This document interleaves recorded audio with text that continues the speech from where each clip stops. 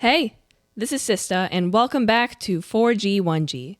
Today's episode is one we've been waiting to tackle for a long time, Attack on Titan. We have Nate, aka Mista, Zip, Mac, Quincy, and me, and we recorded this on January 13, 2025. We're diving deep into the themes, the trauma, the Titan transformations, and the sheer genius, or madness, of Hajime Isayama's creation. No spoilers up front, but you know us. If it's AOT, we're bringing the heat. So grab your ODM gear and strap in. Let's go. Welcome to another episode of Quintessence. If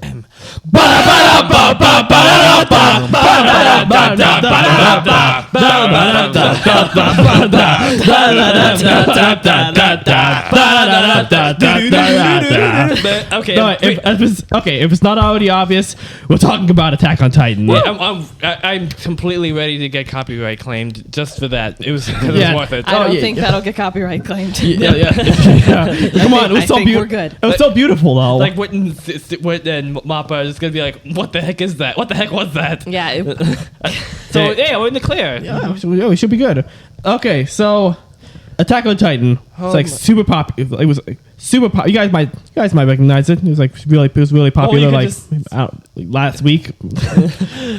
Oh yeah, because the movie was released like last week. Oh yeah, that's right? true. Yeah, that's right. And additionally, just to give some background, we started watching it over the summer. We started watching it over the summer, and it ended up becoming the most intense binge that we've endeavored on a TV show since Full Metal Alchemist, which was in 2021. Yeah. And additionally, it was all because of that, since it's Attack on Titan, it was also probably one of the most intense emotional roller coasters we've ever gone through for a TV series.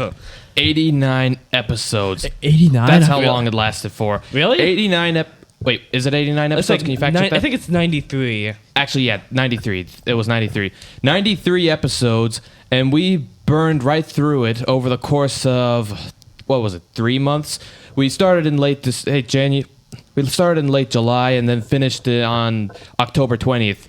Wow. We just consumed it at every available opportunity, like a flock of ravenous, starving vultures. Or Titans. So you were whoever said 88 was right. Dang. Yeah, that was the 89. Yeah. Oh, good guess. 88 or 89, something like that. Jeez. Well, I guess depending on whether or not you count the final two parts as one episode or two separate ones. Mm-hmm. So I'm going to be the fact checker. Oh yeah. Okay. Yeah, nice. Yeah, no problem. You're great at note taking, episode. so that's perfect. Ah, shucks. Thanks. So just want to go off on the record. First off, one thing that go ahead and talk about our first impressions with the show. Might as well, because I remember we all knew it was very, very popular. We've been in anime for like a few years now. People keep talking about Attack on Titan, Mm-hmm. I always kind of put it up there like with My Hero Academia as far as the popularity and how much people really love these characters. Or Jujutsu Kaisen. Yeah. And they didn't really understand what the hype was all about until we watched it. Until we watched like the first 10 episodes. Ain't that how it goes? And then we understood it. Anyway, so because it was so popular, so what were you guys like your first impressions with the show before we watched it? Anyway, especially after watching other really popular shows like My Hero Academia, Full Metal Alchemist, After the Last Airbender, which isn't an anime, but it might as well be. Well, I assumed that out of all of the hype for it was, justified and completely deserved. But I actually figured that it was going to be more of a sci-fi steampunk type of genre. I thought that the Titan thing was some sort of astronomical reference, like the largest moon of Saturn, or something. I was kind of taking it literally. I might have been thinking of Cowboy Bebop a bit, considering how prolific the Titan Wars were. Or even Galliano. Well, yeah. That's a fair point. Actually, I didn't expect such a linear storyline, to be honest. Again, especially after My Hero Academia. Yeah, my first impression was that I wanted to watch it the year before, but then I started the first episode, and 5 minutes in, Max said, I don't know if you should watch that because, it was bloody and stuff. That's why I was interested. Because of the blood? No, it's because it was really well animated blood, and I was trying to learn, carnage, and I was trying to learn more about animation in general and stuff like that, and I heard it was supposed to be really, really good. I didn't know what I was getting into. I'm glad I watched it with you guys. Thank you, Mac. Oh, you're welcome. For telling me otherwise, even if it ticked me off in the moment, I'm thankful. Oh, But you're welcome. yeah, that was pretty much my first experience with it, and then I kind of forgot about it. So I'm glad that we didn't watch it at all until the last season came out. Yeah, I'm so dang, actually, glad that's that a we good did point. that. Good Yeah. waits. Yeah, for any Attack on Titan fans who had to wait for the entirety of the show's runtime, We which was feel like for you guys. 10 years. We feel for you guys. We salute you. Yeah, we salute you. Hearts and souls for the cause. You dedicated your hearts, truly. You can't see, but we're all doing the salute because we are that much into it this now. Anyway, yeah, exactly. And so my first impression was that I heard the stuff that I did hear about it was about, all I really knew was there was there was Titans. The main characters had to do a lot of fighting with them, Yeah. and they had to fight them a lot, or attack them, I guess you could say. And something And about Aaron- ODM gear. Yeah. Well, actually, I didn't really know a lot about ODM gear. Right, since I watched Corridor Crew a lot when they talk about Attack on Titan. Oh, yeah, that's what I heard. I knew about the fact that Aaron turned into a Titan, which was something that, funnily enough, no one else knew. Did you know? I forgot. We Yeah. watched like a 9 minutes skit about Attack on Titan a year before, and I completely forgot. I actually, the funniest part about that, when we were watching season 1, whenever we finished like an arc, we would just watch I can't pronounce the Attack guys. on Titan in 9 Yeah, minutes. Attack on Titan in 9 minutes, which is Yeah. First season, no. which I think most of the people who watch Attack on Titan have seen, which is because it's so funny. And I think it was around that point when we really started understanding why the fandom was the way that it was, because So goofy. it was so goofy because we started getting into this super duper dark territory, and at first we were sort of wondering, dang, if this show is as dark as they say, I don't really know if the fandom is this goofy. I mean, how bad could it be? It was bad. It was really bad, and we so we realized that all the goofy stuff was just self-imposed therapy, basically. I'll take it. Yeah, I'll take it. I'll So- take any form of a coping mechanism that's, I don't know, available. Except drugs or killing people. Yeah.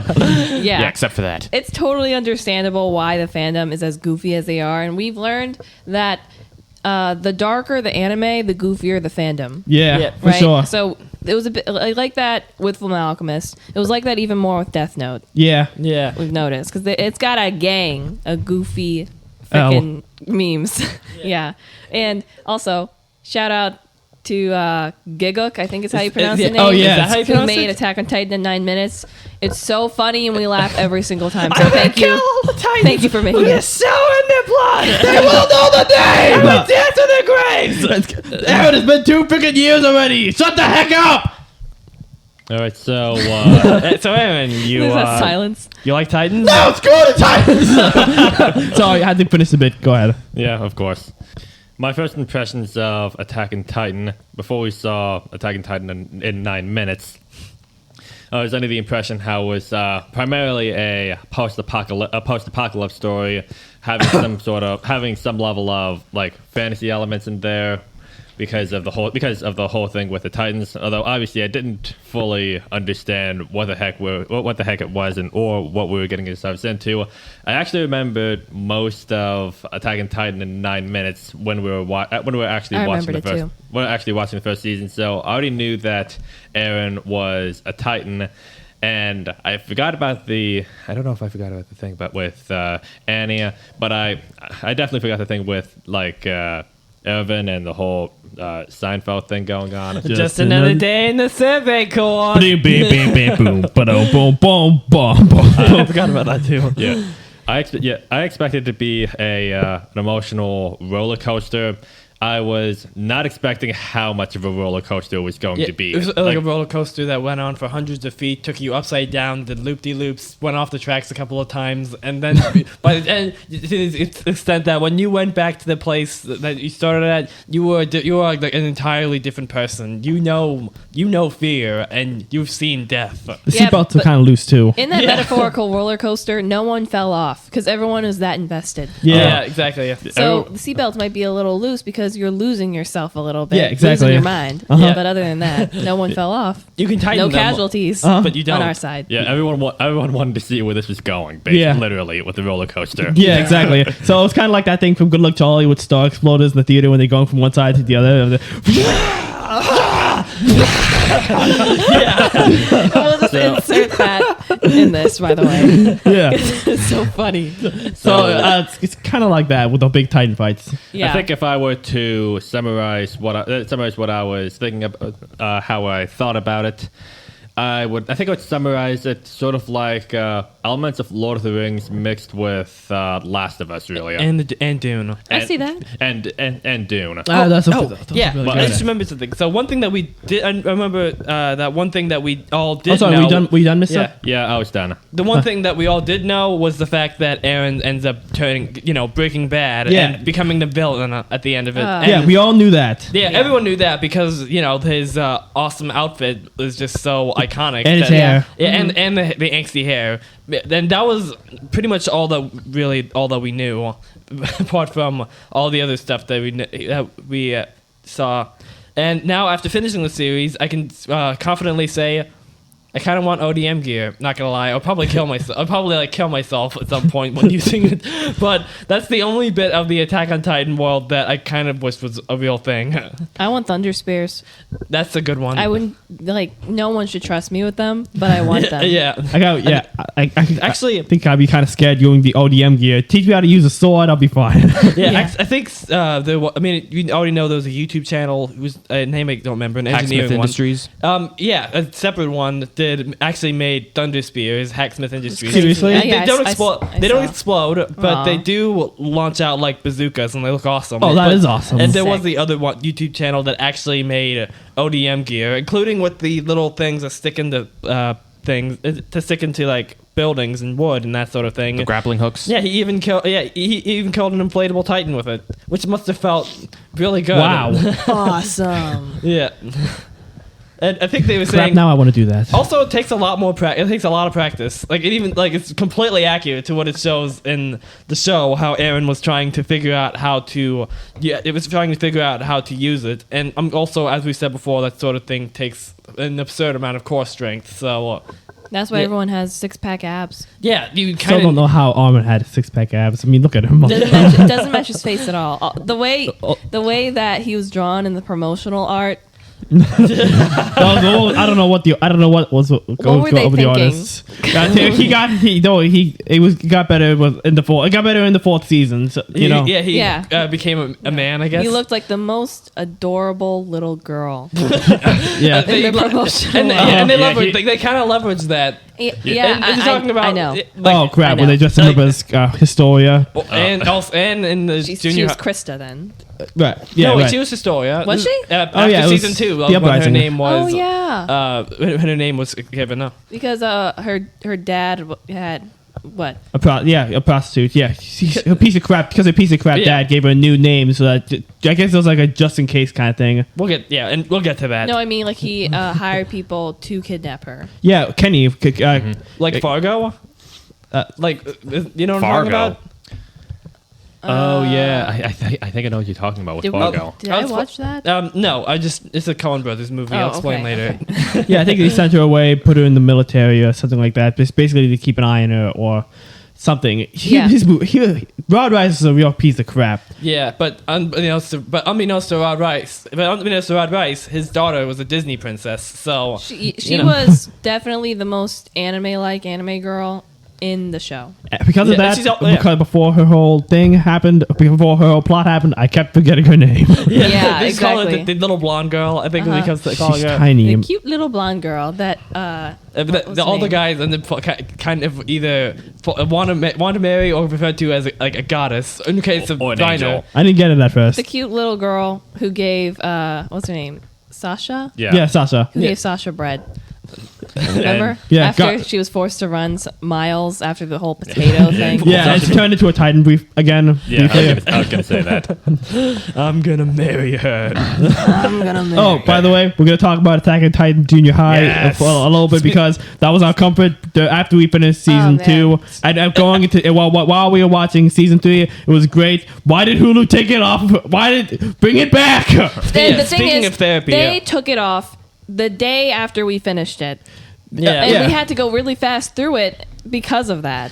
And we were Which playing. sucked. We were planning on using that for further comfort while we Yeah. watched it. We really could have used it. Yeah, it's saying Thanks like a lot, there's some, Hulu. yeah, like as I said, I've said the whole series is a emotional roller coaster, but season 2 is such an intense emotional ride, and it jacks up your brain so much with all the revelations and the fights and the emotions and that sort of thing. I really could have used that haunted school episode to be able to cope. yeah. Yeah. I think we were watching it during the season 3. Yeah, wasn't we're it? watching it during season yeah, 3, okay. Yeah, great. during season 3. Yeah. It was like during the most depressing series, the most depressing season before the final season. Yeah, I you think- can't beat this. Because that's when you learn about Marco, for one thing. That's like my main Also, reason, to be honest. And then the whole thing with Erwin and Bertolt and yeah, and then those- the Marlo. truth about the real world and Marlo. Yeah, we'll get to that. Oh, yeah, for sure. But first, I want to say that it's one really trippy thing that happened is when we were watching the Uprising arc, season 3 part 1, which is the most I consider to be the most fantasy-esque arc of the series because of the almost total lack of Titans for one thing. And obviously the whole For the most part. for the most part, yeah. And obviously the whole thing, as the previously mentioned Historia being a Disney princess thing, Yeah. becoming the queen and becoming the queen and all of that. But coincidentally, it was I think with the episode that we watched when it showed the flashback that Historia had with her older sister, right? And Yeah. the episode yeah. and as our therapy, we watched Attack on Titan Junior High, which coincidentally happened to be the haunted house one, which showed the exact same scene. Yeah. with Oh, that was priceless. With Ghost Frida, right? Yeah, Yeah. Frida. With Ghost Frida Rice. And first of all, never gonna forget how when the bit was when apparently Historia disappeared when Ymir was carrying Sasha out of the place because she thought that she was Krista, and the moment someone said, "Wait, where's Krista?" Be silence. And then I just started screaming. And then everyone else started screaming. we just gotta get search parties, everything. and then I started sobbing like a baby. One point I really liked about that, just really quickly, is how when Frida was about to scare Krista, but then I'm just gonna call her Krista because at the moment, because that's who she was at the moment. Uh-huh. Anyway, when she was when Frida was about to scare her and she was sneaking up behind her about to scare her, and Krista was crying and all sad, and she just decided to comfort her. Yeah. And we're like, no, Krista, don't cry. Yeah, Frida's a really sweet girl. Shame what happened. Sure, hope Yeah. nothing bad happens to her. Yeah. Yeah. Anyway, yeah. you guys. Hope that nothing horrible, catastrophically terrible ends up. Oh, we'll get to that. Yeah, thanks, Mac. Thanks for that. Yeah. We need that reminder. Yeah. Mac? How can you not? Okay. What was I gonna say? Oh yeah. So I really like. We're talking about characters and stuff now, right? Oh yeah, why not? We're just going into that section. Yep. Because we do have an outline. We always have an outline, but we just go on tangents. We go a little off track. A little off track sometimes, but we always come back. Yeah. Tangents Yeah. are the backbone, the spinal fluid of a good conversation. Rephrase that, Oh. please. Yeah. I mean, strictly speaking, we're still on track, I guess. Technically we are. For the most part. Right, for the moment. Yeah. So what I like about Historia is that she did start out trying to be the cutesy, demure, modest little Disney princess. Tiny. Yeah. She probably tiny as well. Yeah, even smaller Than than Levi Levi, somehow. which is crazy Which is because saying that a lot. means she is for something. Jeez. Oh yeah, of course Literally. Of course she's for something. She's queen. Oh, that was dumb. That was dumb. But anyway, so yeah, I really like how she turns really cool. She's one of my favorite actually. characters. She was Yeah. when she was queen and she had to do the salute with the Oh, crown. man. I was like, holy crap, she looks great. Yeah. Dang. I'm really proud of her. She's probably gonna get taller now too. Yeah. Because with character arcs, the character always gets taller. like You know is it that? in Full Metal Alchemist, for example. Yeah. Oh yeah, Full Metal Alchemist. That's a good point. It's just a steady increase over time. What about Levi? Well, Levi got his character arc later. Okay, it was too late for him. Yeah. Anyway, he doesn't need to. He doesn't need to grow anymore. He's the strongest man. He's the strongest man in the world. He's perfect the way he is. That's a good point. And another character arc that I would say that I like is probably Mikasa. Yeah. She had a bit of one. Yeah. Like I know some people have a problem with how you're like, oh, she's always been in love with Eren. Why wouldn't she be? You know, but yeah, why wouldn't she be? It was meant to be for a long time.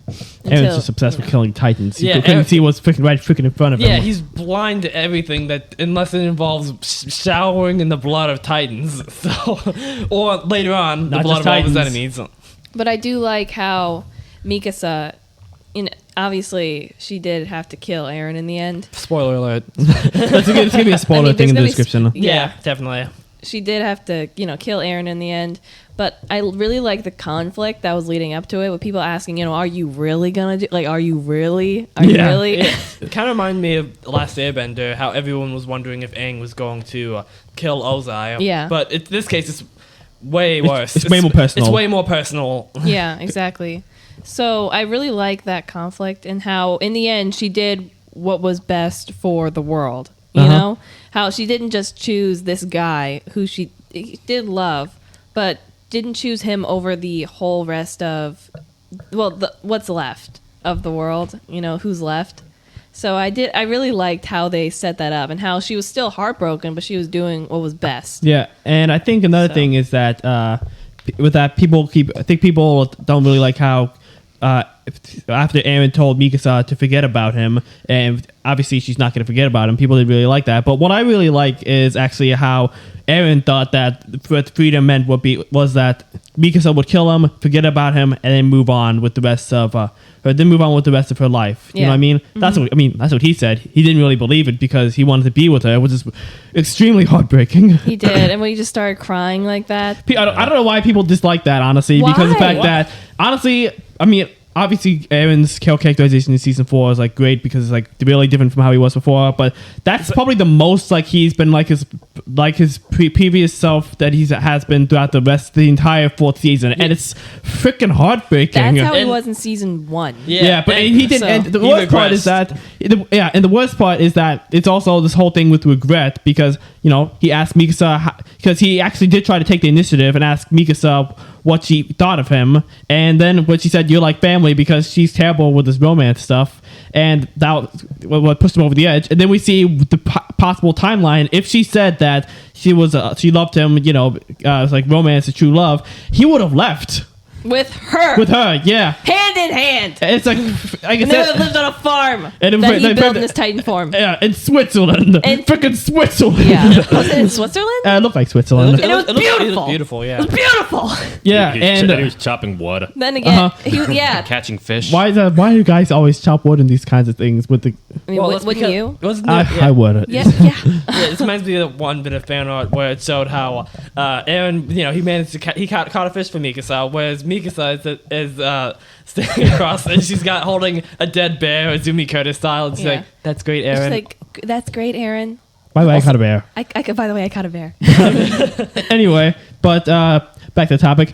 Aaron thought that the freedom meant that for Mikasa to kill him, forget about him, and then just keep moving forward. But for Mikasa, it's being able, still remembering Aaron for the person he is, killing him because she's kind of putting him out of his misery, and still having the freedom to be able to remember him and keep moving keep moving forward. Because just forgetting about him, that's not how That's that's gonna harsh. work. It's Because that's like how it seems like how Aaron would try to handle.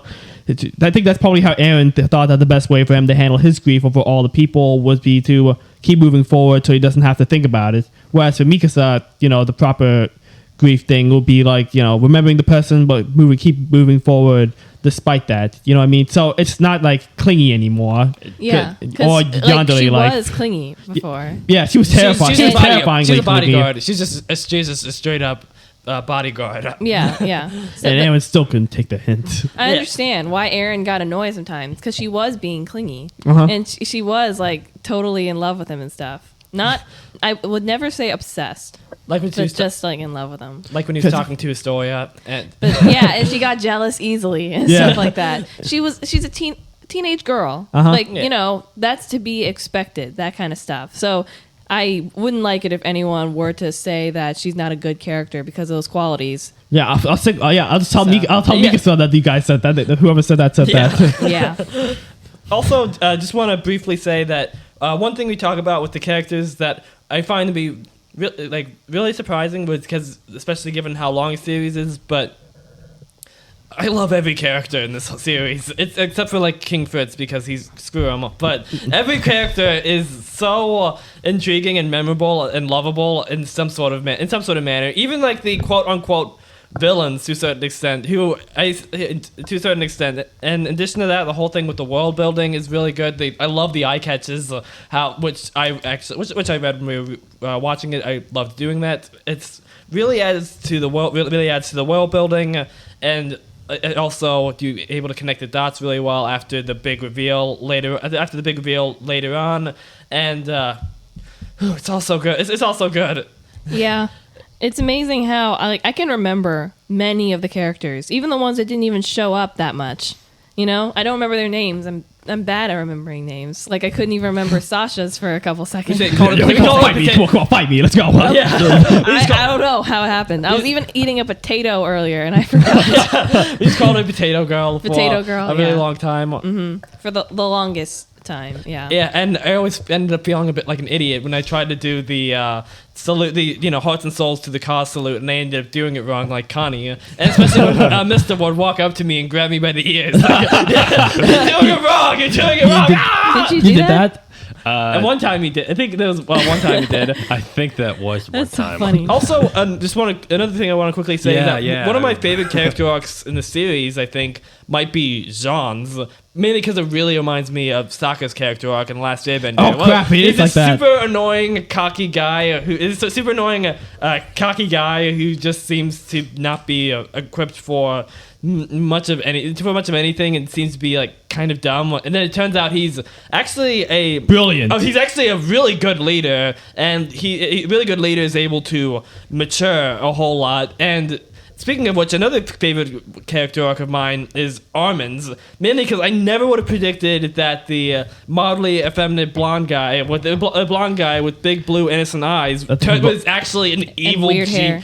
is actually an evil genius. Like the whole thing with when he was talking to Bertolt, when he was telling Bertolt about Annie being quote unquote tortured. God, I can never get past that. I think it's Bertold, isn't it? But You guys keep saying Burrito? Berthold. Wait. You guys keep saying Berthold. yeah, It's Berthold. Hey, why do you guys keep mispronouncing Benedict's name? Yeah, come on, it's burrito, guys. Come on, you're all getting it wrong, isn't it? Bernie? Benicio. I'm just gonna call him Bert. Benedictus. I'm just gonna call him Bert. That's close enough. Yeah, At least call Bert. So does that make Brian? No, that's good. Told. I'm just gonna call Told. Whatever. So wait, if he's Bert, does that make Brian Ernie? Yes, it does. Why Actually- don't we need to draw that? Actually, can yeah, see. Bert is like the taller one, and Ernie is Really? a lot more, Yeah. Wow, that is. That's wild. Why have we never thought about that before? Quincy was just dying inside. We're There's not the visual sorry. image. Yeah. Anyway. Okay, that needs to be drawn. Anyway, It will be. I never would have predicted, especially given how when I was watching the episode yesterday, how Armin in literally his first Titan battle ended up freezing up and almost ended up getting killed because of it. And Swallowed whole. It was horrible. Oh god, that was that was horrible. And just never would have thought that of. Never would have thought that of him. That he was literally sliding down the throat of the Santa Titan. Yeah, actually, yeah, and I thought he was like dead. And I specifically even yelled, "Did he just die?" Ugh, that was awful. We were all in shock. Like, Yeah. oh god, Yeah. oh Yeah, god. but not me, because I'm the main character. And then Aaron got freaking eaten, and we're like, And his Wait! arm Wait! flew off. wait. And Oh, didn't he also get like part of his leg? Yeah, his leg got chomped off by that abnormal that ate that pork. That first guy. That's freaking Battle of Frost, man. Yeah. That's another thing. Can't forget the first guy. The first guy who got eaten in their group. Remember him? Yeah. God. I think also like He got freaking swallowed whole. when we were watching junior, and like when we were watching Junior High and they replicated that shot, I think we said, "Okay, no, that's just insensitive." Yeah. I was Well, like, and then the Titan spat. Wow. And then the Titan spat him out and just took his lunch. yeah.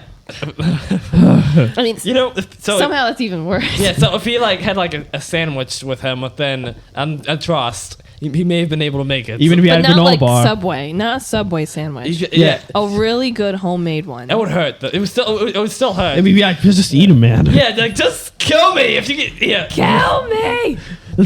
Take me! Take me! Just not the sandwich!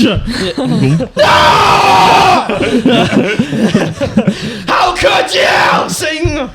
And now, yeah, can't even blame man for hating the Titans. I mean, wow. I would just Yeah. eviscerate that Titan just to get my sandwich back. If If it's one of those ones that took a long time to prepare. so if he had like a cheeseburger in his pocket, then Those cheeseburgers. No! They're literally just cheeseburgers, but I love how they're called cheeseburgers. I probably could. I'm pretty sure they called them cheeseburgers because cheeseburger would be too long for the translation. Yeah, It's no, small, I it's understand. just fun. And it's just fun, and it's funny. Yeah, It's- we should prefer call cheeseburgers cheeseburgers more often. Yeah, Yeah, we should. we should. Yeah. All right, so And let's see. and Actually, also, you go ahead first, and then I'll figure out what I was gonna say. speaking of trust, I really love all of our sponsors. When Aaron was, they were sitting on top of the wall. Sasha had that roast. Sasha had that beef that she was good that she stole. They were all chatting. They were setting up the cannons. Was that Aaron was before- all hopeful. He's like, "Yes, when the Titans come, we're gonna be ready. We're gonna show them all we've got." Bang! And then Bertolt shows up. Yeah. Why'd you That's say it. that to my face, you little? That I was thought- crazy. I thought that Like was- we blinked and she was there. Yeah, I thought that was like anime flair. I think all of us did. We're like, wait a minute, he's really there? Wait, he kicked the door open? Wait, what? What? And wasn't there that anime thing with like the lightning crackling around Aaron? Yeah, Yeah. that whole thing. What the frick? Yeah, Yeah. I didn't. I was and then when the hole was kicked open, everyone just like, what? This is happening? Yeah, it's and- only in like episode 4. There's Titans. There's like freaking 100 of them. How are they gonna It's like, oh, we're dead. Everybody's dead. We're dead. But not me, because I'm the main character! Yeah, we're just gonna be referencing that a lot. I think. Yeah. Anyways, and the thing with that is that I always wondered, is Bertold able to like control whether or not he could do like the nuclear blast or just transform? Because I think he can. I think he I can think so. because Yeah. I think it was. I remember when we were watching. I was watching the pilot again, which I want to quickly say is probably one of the best anime pilots we've ever watched. And Probably up there with there's so Death much Note. crazy stuff crammed, but put in 20 minutes. I keep forgetting it's 20 minutes. It's so good. It's But- 20 minutes. Or Yeah. 23, if you want to be more specific. Yeah. It's like a miraculous episode. Well, yeah. Well, like a Except more Christmas linear. one. Except more linear and devastating. Oh, wait. And Cat Noir is even in it. Good so. plot. Yeah, that's And why I good- said that. I Yeah. will never get over that. How he's played. I will never watch an episode of Miraculous Ladybug the same way again. Miraculous Yeah, no- Ladybug and Cat Noir. Yeah, they Cat Noir. It's just. Yeah. Because Yeah, Cat Noir is Aaron, and Aaron is Cat Noir. Now whenever Yeah. now whenever Cat Noir opens his mouth, I'm just going to keep hearing. Fight. Yeah, it's like then Cat Noir's gonna seriously have to tatakai, huh? The what? Tatakai. It's kind of Aaron's catchphrase. It's Japanese. This is in the sub. It's Japanese for fight. Oh, So like I in the see. dub when he's saying "so fight, just fight," he's saying "tatakai, tatakai." That's cool. Yeah, it is cool. I know. Yeah, like it's he's the rhythm. staring at himself in the mirror Oh. and that sort of thing. That was Wait. when he was in the cell. Uh huh. Yeah. And Mista, you need And So he was when you ripped, say- and he's ripped to shreds. So sure. when you say fight, just fight. I was going to say, we know he certainly did his carte blanche. Oh yeah. Oh, He- yeah. he- Oh, yeah, actually. He even destroyed the world. We could totally do something with that with Aaron and Mikasa, by the way, with Mikasa being Marinette and Aaron being Cat Blanc. Why we should not? do that. Yeah. Oh my gosh.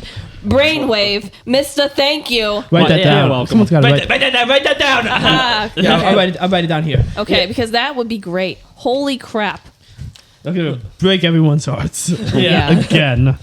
Because That's what Attack on Titan fans need. you More do, heartbreak. You do remember what happened in Cat Blanc, right? Yeah, He froze. vividly. He froze over Paris.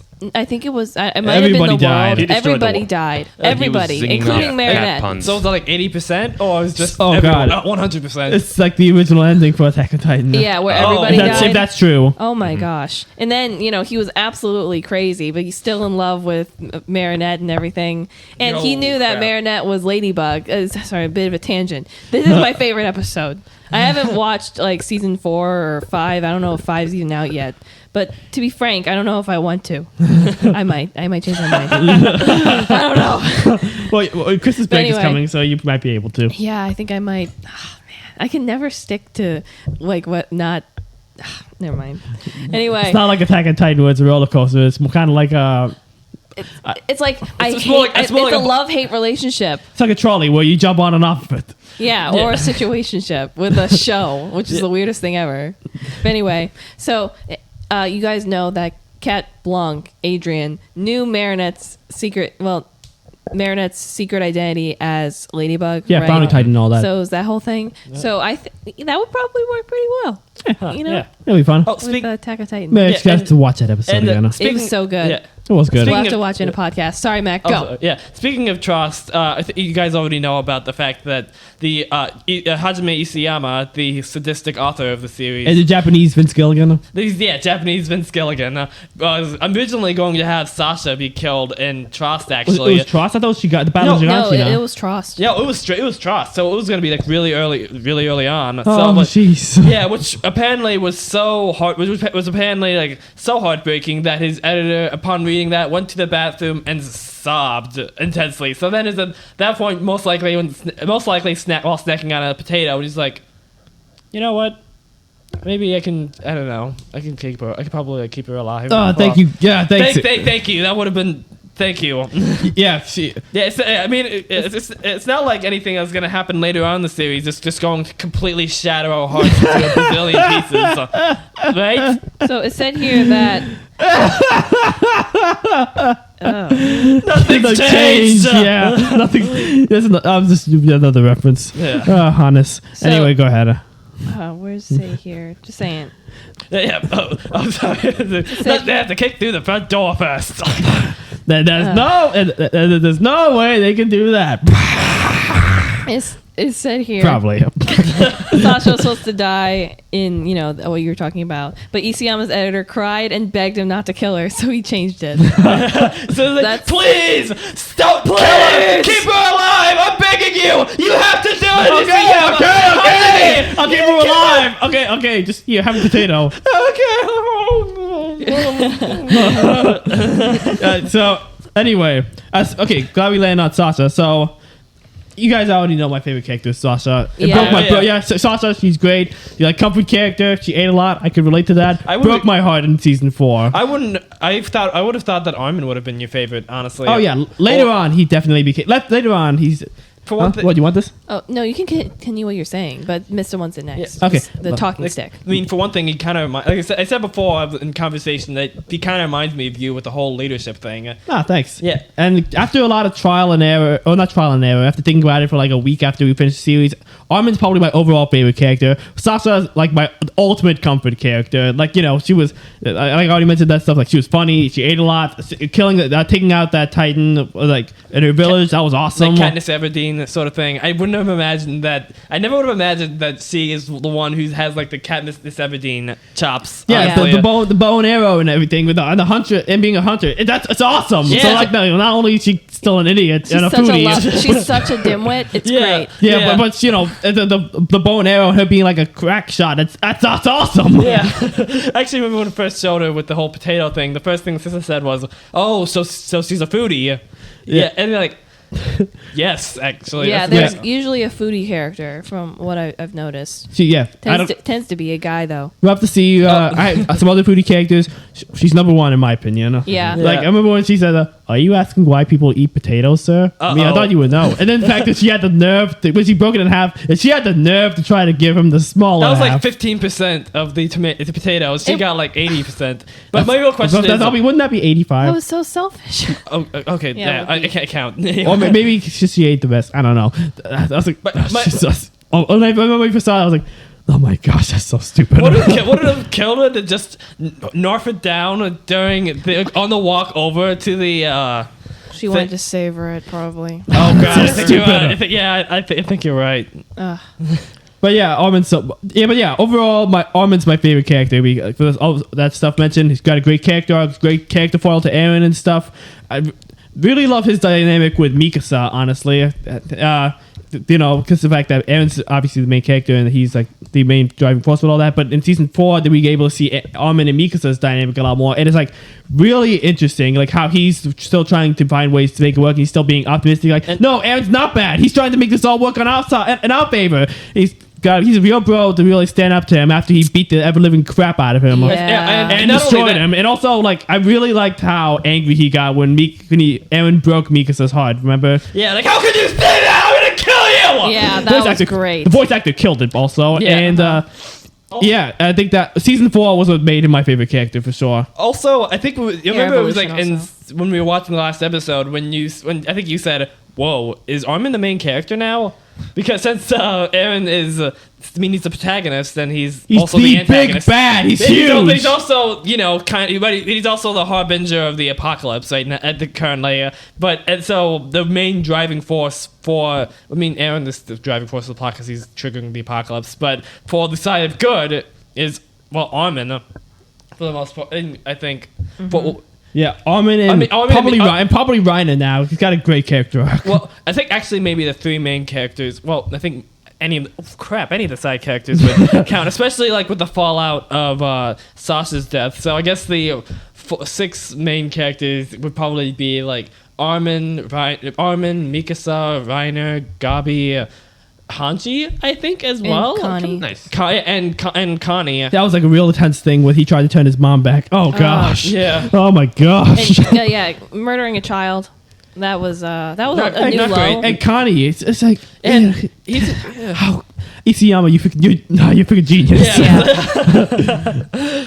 Oh, speaking Mrs. got something to say. Yeah. Okay, so first off, what you talk about foodie characters with Sasha. Another one that immediately came to mind is Sokka. Oh yeah, of course. Yeah, of course. Yeah, I'm gonna talk about.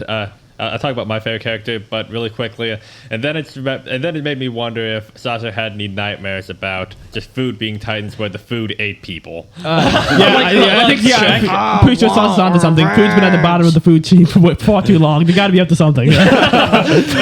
Overanalyzing Avatar. Watch it. It's great. You have to watch it. Food's at the bottom of the food chain. That's gold. All right, so you already know this. My favorite character is Eren.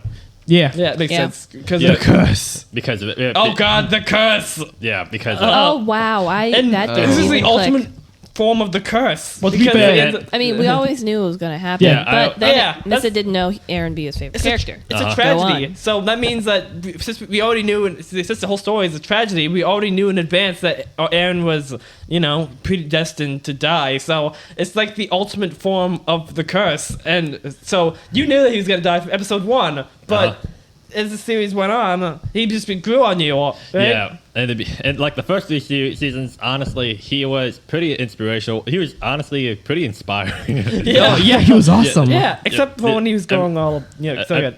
I mean, when he was just getting a bit crazy about, killing the Titans and just Put sort your of faith in me. That whole thing. yeah, and Yeah, that whole thing.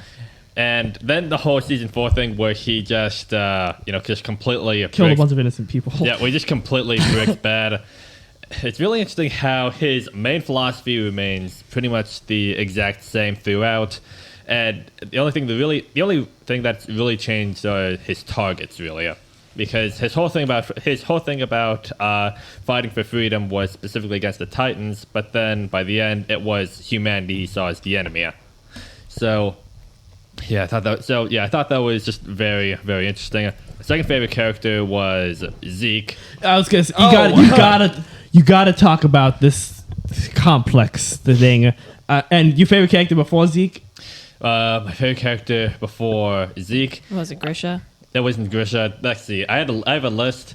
Before I remember really liking Ymir. Her character arc was really good. I tend to really like characters who I sort of dislike initially, but then the more we sort of get to know them and understand them, it's just that whole thing. Honestly, I just really love it. Yeah, but Yeah. But then there's Gabi, who's my third favorite, honestly. Oh yeah, Oh, yes. yeah. I Yeah, like it's a really. good one. I thought she was like really insufferable initially, but yeah, she's one of my favorites too. Yeah. Yeah, she killed my comfort character, and she's still.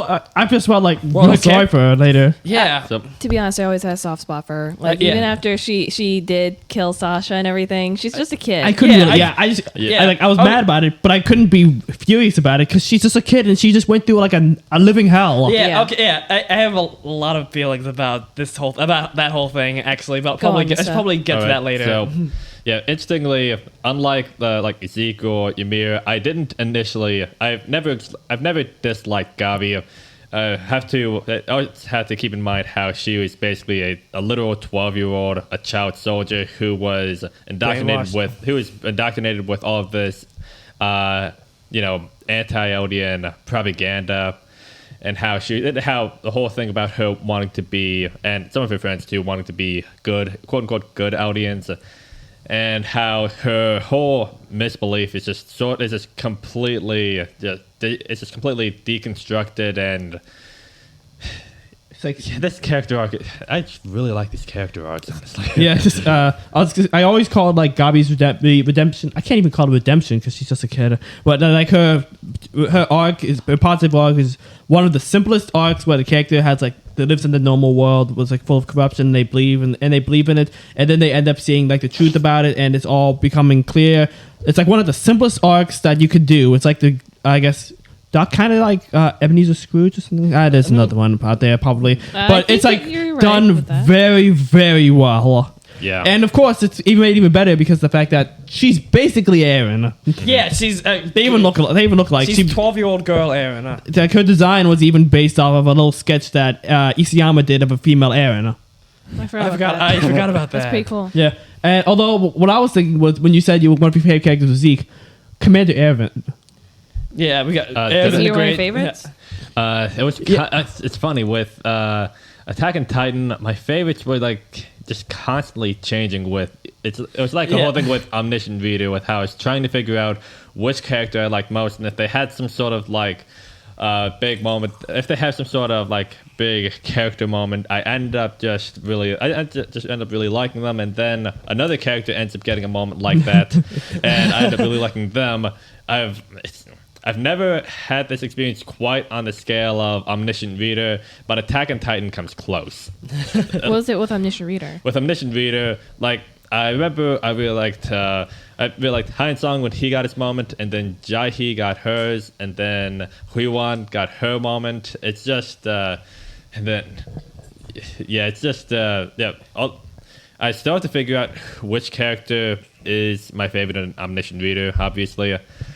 Because all these There's a lot of great characters. yeah, there are Yeah. so many great characters on this reader. Go read that. Yeah. Yeah. Well, yeah. Anime coming out in like 2 years. That's gonna be great. That's gonna be Oh, sick. it's gonna be awesome. Yeah.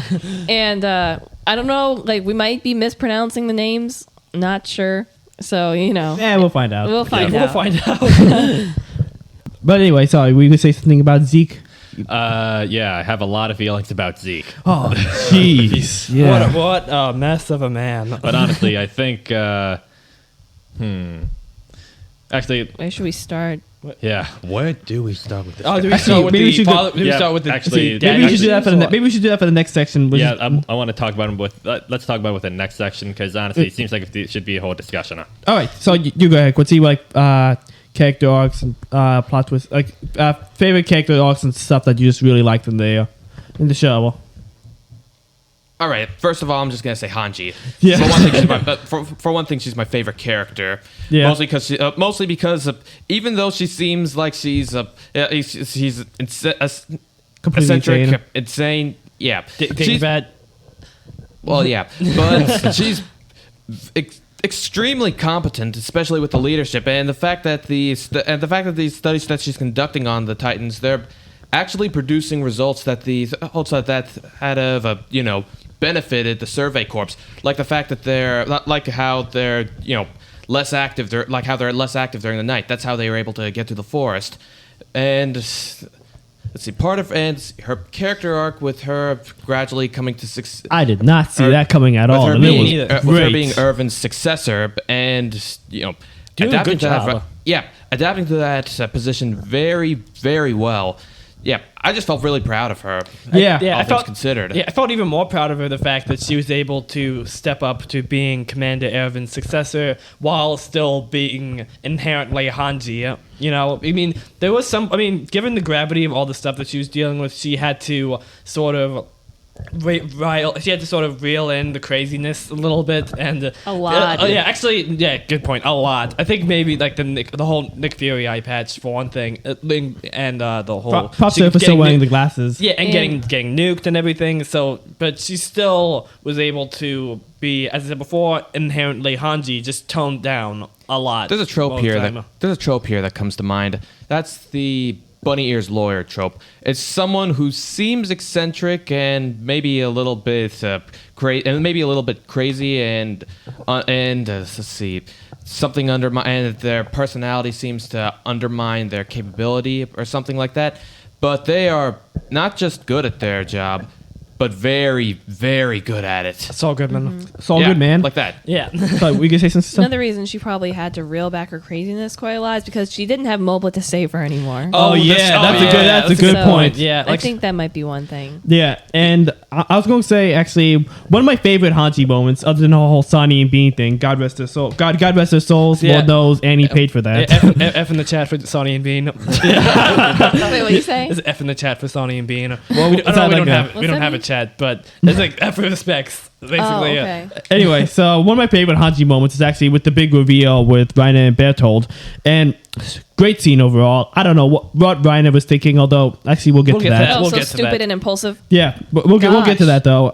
But I really like how as soon as they showed up, Hanji just dropped the whole crazy thing and was like, right to business. All right, it's like all right, I only like the only way we'll win this is if we take them out here and now, no questions. Yeah, that No was questions great. asked. Like, And then she goes crazy with the ODM gear and like. Oh God, that might And have that been awesome shot when Bertold, when the Colossal is like about to punch him, and then they all like, like going around and all that. One of my favorite shots in the entire series. I think specifically she was yelling to them, "No quarter, kill the Titans if you have to." And like when Bertold is about to punch them, and does the close up on Hanji, zoom out, Irufume.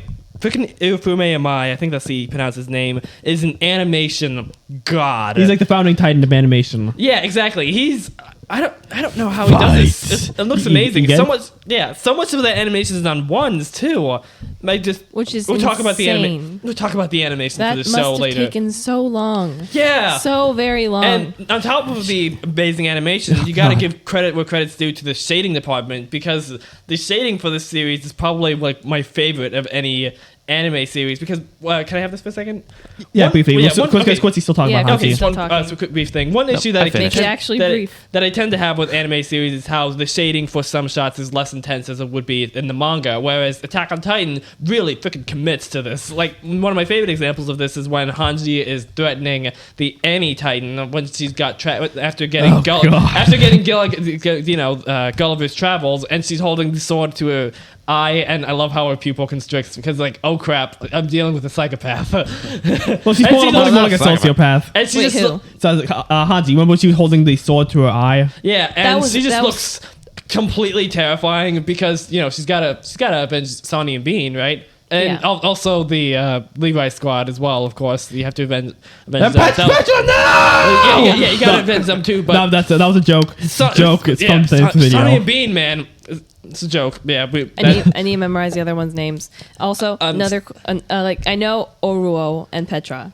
Yeah. I don't remember the others. Okay, quick side note. Oruo's death may be the saddest. was he the guy? he was the last one. Because he was the last one. He was the oldest. He was the last one. He was the oldest one, and he watched all of his teammates die, and he still tried to Horribly, do yeah. it. And and it's just He still tried to save them, but he was like, obviously, he was a wreck. So he couldn't, even though he tried so hard, he couldn't do much. he couldn't think. He couldn't think He couldn't clearly. think straight. Yeah. Ugh, that was. I was just really caught off guard because I thought it was going to be like a Team Mustang thing from Full Metal Alchemist. I was like, yeah, I'm looking forward to going through the series with all these guys, enjoying the company. Holy crap, they're all dying, no! Yeah, but what's amazing is what context can do, because when I first watched that scene, it was like months before, and with the scene when like Levi Squad all died, and I was like, oh crap, dang, wow, but I was like, I didn't know them, I didn't care. Like, I'm just saying, I straight up didn't care because I didn't have any context whatsoever. I hadn't watched a show before. Why would I care if I hadn't watched a show before? Good point. But then it showed all the moments with them, learning, they're cleaning together, getting to know them and their personalities and stuff. And they were humbling themselves, with after they were terrified with Aaron's spoon hand thing. Yeah, and pulled their swords on him. They bit their hands and stuff. In solidarity. Yeah, like that was great. And so, that I felt really, really torn up inside. Yeah, and then when we saw the actual scene. Yeah, and Aaron's reaction to as well, which how do you pronounce his name? Bryce Peppenbrook, I think is that how Bryce Peppenbrook. Peppenbrook, great name by the way. Killed it. Yeah, you got it. Killed it because he killed everyone. Yeah, okay, yeah. I really love his voice acting with the bit when he says, I'm gonna kill you. That was great. I think even so scary, man. Even then we kind of saw that as like the beginning of the end, right? How he's gonna end up breaking bad. And I just realized something. We could talk about Hanji in a second, but no, it's all right. I've said everything I need to. Yeah. Oh, okay. In cut to season 4, he specifically makes sure to sever all ties, destroy every friendship he's ever had, so that no one will ever have to die for him ever again. So he can never have another repeat of what happened in that forest with the female Titan, or with Hannes, and which is why he started laughing in the airship after Sasha died, because of the fact that even though he's powerful, he's got the Warhammer attack and founding Titan, and he's able to make sure he's got everything planned out and he knows what's going on, there's still a chance that all of his friends could die, and just the first one has died. And I think there's also a theory that the reason why he laughed when he heard that the last thing Sasha said was meat was because she made him laugh one last time. Yeah. So like that combination is just, it hurts. Also, a lot of people theorize that when he kissed Historia's hand in one of my favorite episodes of the series, apart from the going through Shiganshina before the big reveal, one of the things that he saw in that whole thing was Sasha's death, actually. And so he basically saw everything for the next 4 years up to and including his own death, which is why he looks so terrified. I highly recommend looking for YouTube videos that go over this sort of thing. Not the meme ones, although I'm pretty sure those are pretty funny. They are. But like the several that do like a really dang good job of this. There's one that shows like music from Dune, actually, that's showing the lore accurate version of what he saw. That is outstanding. So I want to show you guys. I haven't seen that one, actually. I don't think I've seen it once. I saw it once. It's really good, wasn't it? So good. Yeah, Dune. The music, using music for Dune is so perfect for obvious reasons, but. So I guess that makes Flock. I guess that makes him still go, huh? Oh yeah. Yeah, definitely. I have another thing to say Go about ahead. shading. So another instance where the shading was totally like I saw it was completely reflected from the manga was when what is her name? When she had the ugly look on her face. Yelena. Oh my god. Oh god. That was the stuff of nightmares. Yeah. Like that scared me more than any other Titan had. Actually, Yeah. like I felt it in my bones and in my soul. Yeah. And I didn't sleep well that night. I tell you. Armin's not gonna sleep well any night. And she was She's so tall. She's Yeah. so tall and scary. She kills people. She kills people like it's freaking just nothing. so easily. Yeah. She And has a really nice suit, weird hair. And The she- way she talks is just And she was just laughing like a crazy maniac on one of my favorite shots in the series after Zeke killed the blimps. Which just I think her going from laughing to just utter hysterical, insane happiness to just being clearly being able to see through Armin's bullcrap. Which is, by the way, I think you all know that. That's the reason why she was giving Armin that look, because he was giving the rousing speech like, "Come on, we've got to help. You've got to help Aaron do the euthanization thing. We've got to clear a path for him," because he's doing what he was doing earlier, which was deceiving Yelena, thinking that he's a full-blown Jaegerist fascist. So the reason why she was giving him that look was it was a I can see exactly what you're doing. you lied to me. Yeah, Oh, and especially with when he was pretending to cry. Evil genius. Yeah, exactly. Also, genius. if Mikasa is freaked out, she's like the queen of the nightmare face. If you think that face that she gave Birdie when Reiner protected mean her. That'll be bad team. Mac. Wait, don't you mean wait, don't you mean Beatrix? But Beatrice? Beach. Wait, what? It's like another meme where people get Berthold's name wrong all the time. Oh, right. Yeah, Okay. but yeah, that look was terrifying. I I'll don't be blame back. Berthold for being terrified. You could be the Colossal, you could be 100 feet tall, but compared to an Ackerman, you're nothing. You're not. Just ask Zeke. Oh yeah, exactly. But yeah, so the shading with that, I gotta check out. How was it in the manga anyway? Well, it was pretty much the same as it was in the show, pretty much. You know those lines that Isayama does with the shading? It was basically that. Exactly. It was really well done. So yeah, it was pretty much the same kind of shading, but it was some of the best. You know, it was a still frame. The camera just panned up to show her face. It was really, really good. You know. And there's also her face just immediately goes right back to the tearful fascist, like with the do your best to help out. Just to do your best to help them out, okay? Yeah. That, and everyone's like, okay. Oh right. Good luck sleeping tonight, folks. yeah. Anyway, so It's such an ugly face. Oh my all right. gosh. So next thing that I'd like to discuss is this has got to be like the most morally complex series that I think we've ever watched. I don't think like with season 4. I don't think I've ever been more morally conflicted with a show since like ever. I think you guys know what I mean. Yeah. I mean, like it's just. Next, we're gonna be talking about the more complexity of the show. Oh shoot! Wait a second. I didn't mention my favorite character. Did you? What about you? So I am absolutely Oh, right. sure Go that ahead.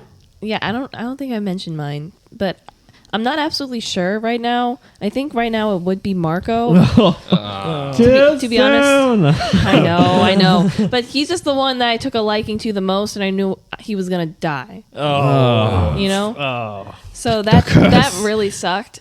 It really sucked. And that's probably one reason why I was so torn up and felt like I was actually going to burst into tears and throw a brick through a window when he died. Yeah, or better yet, grab Reiner and throw him through a window. He could take it. Yeah, I think that my favorite character thing might change because that happened a lot with other animes that we've watched. It's fair. But right now it's Marco, and it's been that way for the last month or two. So you guys know that I love the Ackermans. Oh yeah, a lot. I knew. You must choose. Yeah, between- I love all three of them, like, you know, Mikasa, Levi, and Kenny. right, there's For three. a long time, Kenny was honestly my favorite character, and then it went to Levi. I knew it was gonna- I knew and Levi then was it went to gonna be your Levi favorite. because, you know, if there's one thing that I like seeing in fiction, it's a troubled guy with dark hair and psychological problems who's the best at what he does. Like Last Airbender and Fullmetal Alchemist, so my favorite characters, respectively, Zuko Mustang. and Roy Mustang. But Oh, after yeah. a lot of thinking, I think my favorite character is actually Reiner, honestly, Really? because for one But he's thing, blonde. He's got What? all the other stuff. He's got all the other stuff, but he's After- blonde. What Yeah. the heck? But yeah, because That came out I of think left it was field. mainly like in season Unexpected. 4. It was mainly like in season 4 when he became my favorite character, because after the whole thing in season 2, which I was really surprised by, when he just took Aaron aside and said in the subtitles, "Hey Aaron, I'm the Armored Titan. Berthold's the Colossal." I was like, wait, and I actually said, "Wait a minute, what did you just say?" Wait. Repeat that, Reiner. What did you just say? Like, that was a funny joke. Don't do that, guys. We're in a serious situation. Come on, shut the heck up. Quick, let's put him in your bag. Sasha, where's that meat of yours? Let's cook it up. Yeah, exactly. I mean, I guess I should have seen coming that Berthold was the Colossal. I mean, look how tall he is. He looks like Slender Man or something. Yeah, but the Colossal is like jacked too, and Okay, Berthold yeah. looks like the Slender Man. That's good. Okay, good point. But, besides, the Colossal has this terrifying, huge muscle slashes smile with those cold, dead eyes. And It's look at more like Berthold's always doing a side eye. He's nervous all the time. Yeah, I think Yeah, it's more he's- like a grimace, to be honest, with his Colossal Titan. Yeah, and agreed. with Armin's Colossal This looks really sad. looks really sad and tired. And he you also know? doesn't have ears. And like he needs coffee, and he also doesn't have ears. Yeah, specifically so he can't hear the screams of the people that he's nuking, apparently. Yeah. Oh god! And Yeah. apparently, I think I also heard that. Seriously? I think I Yeah. also heard that the reason why Berthold's colossal titan looks kind of like that, with just the eyes and the baldness and the slasher smile and the slasher smile without the teeth and without the cheeks and all that, is because I think that's like the general colossal look, and he doesn't really have his own identity as a titan. So like Aaron has got like this. Actually, he's got way more of a slasher smile, and Yeah, he's got he's the got eye, slasher and smile, he's and the got hair. the hair and all that, and he's a killing machine, and he's also a killing machine, just looks honestly. like- but Like, she's how- like very it sure looks of like herself. her. She just looks like Annie, but without skin. Like, how would Yeah. anyone not know that was Annie? Yeah, I mean, I had it. I figured when we were Everyone watching it. I had just it. didn't want to say anything. Luckily, everyone had an idea, and I knew for a fact. I Even mean, sure, I did know about it beforehand, but it's like, look at her. It's like It makes Annie, it sound- Annie. yeah, It's like it's- Annie. yeah, you'd have to be blind not to notice it, and it was completely obvious. Even the blind people. Well, yeah, and even Mika said, I mean, she looks just like the female Titan. Yeah, Yeah. literally. Is that, she just said that verbatim. Yeah, and I think there's a thing where like all the Titans like have with their appearance, they it's because of what they think of themselves or their mental state. Was why Aaron's looked like a complete monster in season 4, and why briefly when Reiner tried to fight Aaron in Liberia, when he just looked real jacked up. You guys remember that? That was It's because bad. he was only Yeah, becoming a Titan enough because his depression and stuff was like so bad. He only became a Titan enough so he could stand up and distract Aaron because he just wanted Aaron to kill him. Yeah. But Aaron didn't even do that because he just threw Galliard at him. Yeah. Yeah, actually, that's a good segue to what my thing about Reiner is, because I think it was after his betrayal in season 2 and like stuff in season 3. And what he did to Marco. And what he did to Marco, I was so angry at him. I was just like, how could you, man? Why'd you do this? You made friends with him. They were like the big brother, and you freaking stabbed me in the heart. Come on, man. Come on, man. And it just... But then season 4, when it showed that whole experience completely messed him up. Not because of the whole... Not just because of the whole war, and what he did to Marco, but also because of the fact that he betrayed not fellow soldiers or like the enemy, but his friends, and he ended up getting completely attached to them. comrades. And those were his comrades. So then Even got now- a crush on Historia. yeah, exactly. And now he's just a total psychological wreck, and he's with his family, but he's not really. But he's with his family, sure, and they're sort of happy for him because he's not a war hero, but a soldier and that sort of thing. But the thing about this is that the people that he's A warrior. fighting Wasn't for, it warrior? Warrior, yes. warrior, yeah, the people Yeah. that he's fighting for are just horrible. He's the Nazis, the enemy. Then the whole world just seems to be out for him, and there doesn't seem to be any hope whatsoever. And there doesn't seem to be any hope whatsoever, and he just is a suicidal mess. Like I said, Oh, yeah, like I said before, it's all just really complicated, and he just feels obviously horrible about everything that has happened and everything that he's had to do. So that when he sees Aaron again, he knows exactly what Aaron wants to do. The same thing you did. Yeah, and so I brought this up multiple times in conversation with you guys, is that, objectively speaking, Reiner kind of deserved all having... He kind of totally deserved Yeah. Aaron Yeah. destroying his entire world, but the 600 people that Aaron killed when he tackled a crowd as a Titan... No! Oh, God! And it was mostly Eldians. Yeah, exactly. Uh-huh. Because freaking Willie Tybur, who's also a Nazi, was... How s- He was pretty freaking cute, pretty freaking charismatic. yeah, though. right? Yeah, but and he it- had a lovely family. Yeah, I guess the combination of But- the lovely family and the charisma, knowing how to work a crowd, having nice hair and good clothes, makes you forget about the fact that isn't he like the president of Marley? Yeah, he's the Yeah. ruler. He's in charge of Marley. I thought that the Marlians were in charge, but nope, it's the Tiber family. They run things. Yep. Yeah, But you it's know, like Russia. It's like Russia. So you go ahead. Yeah. but Grisha had a lovely family too. Yeah, Yeah, exactly. exactly. He did horrible things. Yeah. So, you Yeah. know, it puts into perspective. Yeah, the moral complexity. You see everyone's Oh. perspective. Oh, There's no true. Like everyone's There's no trying to be a true good hero. guy. Everyone's trying to be a hero, but they're doing it by their own means, and it's not always good. But nobody that's it's like there's no clear cut villain like you would have with let's say with My Hero Academia, like where they all look very villainous, for instance. Yeah. And actually, speaking of that whole thing, that just I guess the perfect example of this whole moral complexity comes with Sasha's death. Because, as I said before, I've said multiple times before that given the circumstances and given what the hell that Gabi just went through and the psychological state that she's in due to her being being indoctrinated by the Marlene stuff and being like self-loathing, being about to be a warrior. Her friends have died horribly, and her friends have died poor little horribly. kids. Yeah, those poor children, and she doesn't know what's happened to her family. I don't blame her in the slightest for what's happened, especially given the fact that she doesn't know Sasha as the lovable and adorable, slightly dim-witted potato girl. She saw her as Makes it be nice to say slightly dim-witted. Yeah, I tried. Yeah, this is Sasha, man. She just saw her as the sniper with a ponytail who shot those 2 Marlene soldiers who didn't see her as an Eldian, but as a little girl who wanted to escape. So, and when she went on that airship, which was epic. which was simultaneously epic and impulsive, but come on, she's 12. It was so also really well executed. Yeah, she did. Yeah. Yeah, so she was basically like, this happened. The blip is there. She has the training. She's got to do something. Yeah. Yeah. Additionally, even despite the fact that she's been like brainwashed and stuff like that, that kid's got some freaking guts. She's crazy. She's crazy, but girl Aaron. The only the difference kid between had more guts than Falco for grabbing onto her. Yeah, the only difference between 12-year-old Gabi and 12-year-old Aaron is that Gabi has, training. That's a good as point. military training, whereas Aaron was more of a loose. Well, I don't know if you say loose wire because the 2 people that he killed deserved it, but Not loose wire. yeah, loose wire. Yeah, Actually, that's a good pretty point. much.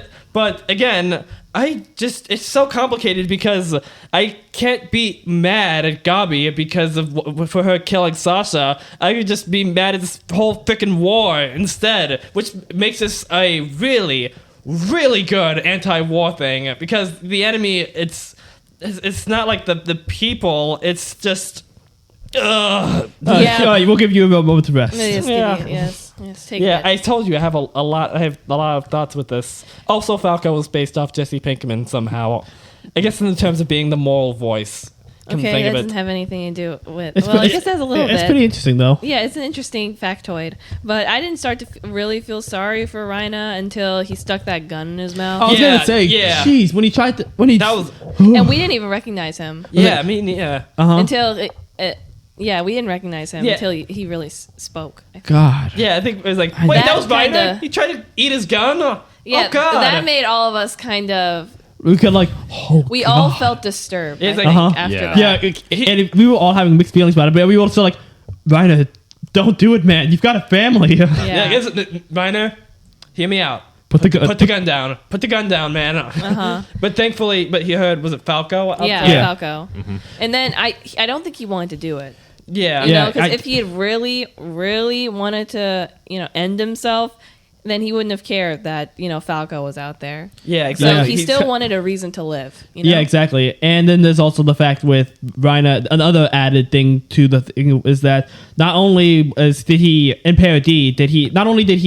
actually make friends there, but according to him and Bertold, I think, since they weren't in Marley and they weren't facing the retribution of being spawned the devil and all that, and they were just And among prejudice. other aliens and they were being like combat stuff, according to them, I think those were the best years of their lives. So the years Wow. without Because- bigotry, basically. Yeah, because of the fact Makes that they were sense. around people who cared about them. There's a camaraderie. They had a common enemy they were going up against, and the fact that the Warriors trio knew what the Titans were, the public gave them a lot more comfort. But it's like really complicated because of the fact that they did their job as being spies so good they weren't spies anymore. Yeah. They're But I think- overcoming the mask. I think Annie did this the most of all because she just opted out and went to the military police because for the most part she didn't want anything to do with Rhina and Bertold after the whole thing with Marco, which Yeah. is why she became the female Titan so that she could just get the founding Titan once and for all and go back home. And as far as that perspective thing you're talking about, sister, with the Team Levi, I remember we hated Annie for a long time because of what she did. And then after seeing the stuff that happened and the reason why, another thing, I can't blame her. She just wanted to get back to her dad. Oh, and- because the fact that she just probably kept replaying that whole final conversation with him every single time she killed somebody. And apparently that's another thing. But another reason why she's so quiet and she's really cynical and all that is because she really hates herself. Yeah. According to the trivia and stuff. The only reason she keeps going is not because of herself, it's because of, getting back to her dad. Yeah. Also, yeah. You know what I mean? Yeah. I think I don't know if you guys Also, know this already, but which puts her whole desperation with trying to go over the wall and being terrified of Aaron ripping Being her to crazy. pieces. It puts a whole that new was meaning crazy, on that, because she's so scared she's actually gonna die and never see her dad again. yeah. Yeah. Oh, yeah, that's why I flashed back to her conversation with her dad. I felt a little bad for her when she was pulled off the wall when she was trying to escape. And then when the Mikasa cut her fingers off. Yeah, it humanized her. Yeah. You know? But yeah, as you're thinking, she kind of deserved that, but man, this is so complicated. You guys are being like, yeah, get her at that time. Yeah, at and the I time. totally get At it. the time, yeah. At the time. But I was just like, and now with the attic, you know, because I just didn't know how to we feel. went from being like, yeah, Hey, you get like her to- Reiner and you like the Warrior Squad with the whole Titan thing where they knew everything that was going on. Yeah, we went from being like, yeah, get it Yeah, to kind of. to, I okay, did spoil myself. You're the female yeah, Titan, huh? Like, yeah, get her to okay, Aaron, stop getting her, stop getting her. Ease up a little bit. No. We're supposed to, she's supposed to be no. Oh God, he's still going. Okay. Shush. Also, real low. one getting real low. little thing about so in season 4, obviously Annie ends up becoming the part of the, I guess you just call them the Doom Squad or the. I was really looking forward to when she would come back out. So when she came back out, I was like, yes! Yes, but and of course there's all the stuff of them actually being able to see eye with something, and Armin and Annie end up becoming the best pairing in the series. But They're the but how- best because they both survived. yeah, because helps. That's a big reason. yeah, it's a big win. Yeah. Big win. Partly Yeah. out of a Huge. process of elimination. From elimination, they are the best. Yeah, exactly. When one interesting Still thing pretty good. is that Still pretty good on their own, though. Overall, yeah. Even though Levi was working with Annie, apparently he never forgave her. Like I don't think Levi. I don't think he ever really talked to her. That's come fair. to think of it, after given the whole thing what happened to Levi with Squad? Levi Squad, yeah. I get that. Yeah, that's fair. Yeah, that's fair. They're Wait. kind of even. They're kind of even anyway. What do you mean he worked with her? I mean, they had to work together because of the Doom Squad taking down, taking down Aaron. I don't and all think she that. talked to him either, though. Yeah, Neither didn't talk Exactly. much, and if they did, it wouldn't be nice. It wouldn't be to each other, and it wouldn't Yeah. be nice. Then again, Levi will probably just say, if they did talk to each other, Levi will probably just insult her a lot, and Annie will probably just take it. And Annie would probably apologize also, like a lot, because you remember how apologetic she and Rhino were, Yeah, exactly. Yeah, and how exactly. they were just taking it, you know, like when Jean was beating up Rhino. Yeah, that Yeah. was horrible. Oh. Because That when he was found out that, horrible. I mean, I thought that something like that would happen. I thought that Armin would see what happened through Berthold's memories. Although I guess a good context with that is that the reason why he couldn't see Berthold's memories with that whole thing is because he suppressed the memories so much. Yeah, because it's just that awful. Oh, and another thing with Reiner, another added guilt to that, he was the only one from the original warrior group that made it back. It's really bad. It's a bad look. Yeah. Like four warrior kids go to parody, one comes back. So, Oh, that's yeah, true. and his best friend gets eaten alive. And didn't he see it happen? Did he see it? No, he was unconscious. Unconscious? He was Yeah. still Yeah. growing back his head. unfortunately, Yeah. Aaron is a promise keeper because he promised to make them suffer and die in the worst way possible. Reiner ends up becoming a suicidal. It's like wreck- completely, like totally horribly depressed. Yeah, Yeah. he becomes being horrifically depressed, and Bertold ends up dying in the worst way imaginable. I could barely watch. Yeah, Yeah. it's really complicated because, Bertold did like so many horrible things as the Colossal Titan, killed so many people, killed Moblet, Yeah. killed all those people in the Haunchi squad. Killed everyone. Is directly responsible for the whole Shiganshina thing in the pilot. Cooked Armin.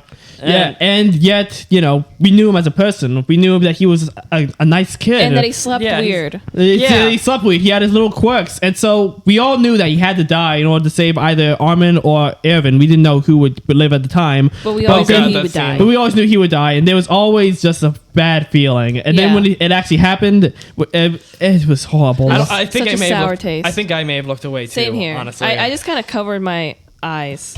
I just couldn't take it anymore. Was it when he was shouting for Annie and Rhina? that really. Yeah. Oh, And also, like several episodes before, when the whole let's kidnap Aaron thing was wait. happening, and they're gonna take him back to Marley. So that's when we learned that Bertolt had a huge crush on Annie. yeah. yeah. And after that episode, we watched the junior high. Yes. Oh yes. And that's when That was perfect timing. It was Perfect. absolute perfect time. Perfect freaking timing. How the heck does this happen? It Yeah. keeps Yes. happening. I just wanted to lighten up the mood a bit. That's Thank cool. you. Thank you. Thank you. Thank yeah, you. because I was Whew, starting yeah. to feel kind of depresso over here.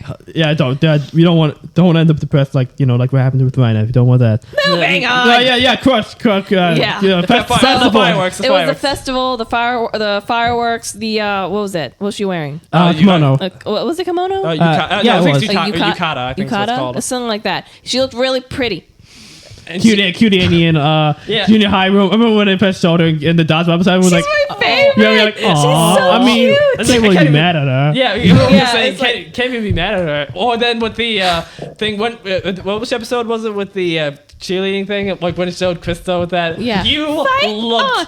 so happy when the Annie showed up just I as a was like, cheerleader. Come on, shot. Come on, make Annie shot. I was just saying that in my head the whole time. And I was like, yes! When she finally did. I was like, she looks perfect. And one part about that I really like is when Krista said, "All right, guys, everyone do your best, and I'll be cheering from the sidelines, okay?" And everybody immediately says, "All right, guys, we gotta go do our best. Let's go!" Yeah. And then the whole fight on. Yeah, what she said. That's how you take down the armored titan. So Yeah. yeah. Young A plus are down. Move in. Yeah, that the whole. The armament is down from massive blood loss. Move in. And then when Annie developed a bit of a crush on Aaron. Yeah, I was what? The whole T-Berg thing after she and Mikasa beat him to a pulp because of the They whole. didn't beat him to a pulp. They destroyed him. They obliterated him. Wait, they got out of the way. It's like it's like when you smash a Lego set on the ground, rebuild it, smash it again, and rinse and repeat over and over And then again. you rebuild it, and you think you've got everything, and you're looking for the last piece, and then you step on it. Yeah, exactly. Exactly. Yeah. Where was that going? I don't know. There's another way to take down the armored titan. Have Krista call Rhina a pig. You pig. She's so cute. I was gonna say, What the it's either that or a sticky mirror on him. That Yeah. would work. Oh yeah, that will work.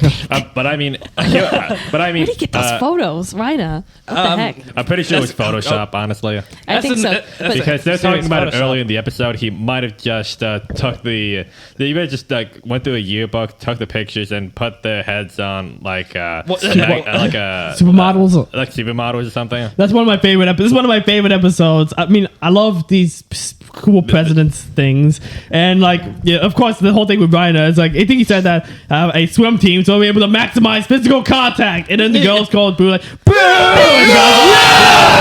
And then, the girls in the first one say, boo! And the guys then the guys came up. Even more guys came up higher, like, yeah! and That's it was great. what got Rhina was when Krista said, you pig, You pig. and then Bertolt had to drag him off the stage. Yeah. Also, So good. we got to talk about also, speaking of Attack on Titan Junior High, we got to talk about Nanaba, who, I'm going to be honest, I think she may have been my favorite character in Junior High, because she's Banana. had some of, was that Nanaba, or which one That's was? her. Nanaba, Rico. but- No, Rico. Oh, he's got what? glasses. Glasses, yeah. Her, yeah. Go Yeah, on. she was I think she also had, Nanaba had what, Nanaba had the banana hair. Okay, yeah. Anyway, Rico might have been my favorite character in Junior High, specifically when she's just the fact that she's more of a neat freak than Levi somehow. She's more like a a neat Nazi. Come to think of it, Foreshadowing. Foreshadowing. Like specifically, like she said, my favorite line in the whole series was, "They did it without juice, man. They did it without juice." She was just so adamant. Like that whole speech of hers, remember? Yeah. Yeah. Oh man, that's such a great series. Also, given how she was very insistent on, if she's class president, they were going to just do some extremely intense chores, which, Clean everything, everywhere. Yeah, I think the exact words she used were not only will the school be so spotless you could eat your lunch off the floor, but all students will be required to clean on weekends, which probably will be an inconvenience, but it shouldn't matter because the school will be clean. I don't know. She's got my vote. I remember right before that, he was like, "Well, she's got Levi's vote." She's got Levi's vote. She's got my vote. Yeah, see? Yep, there you go.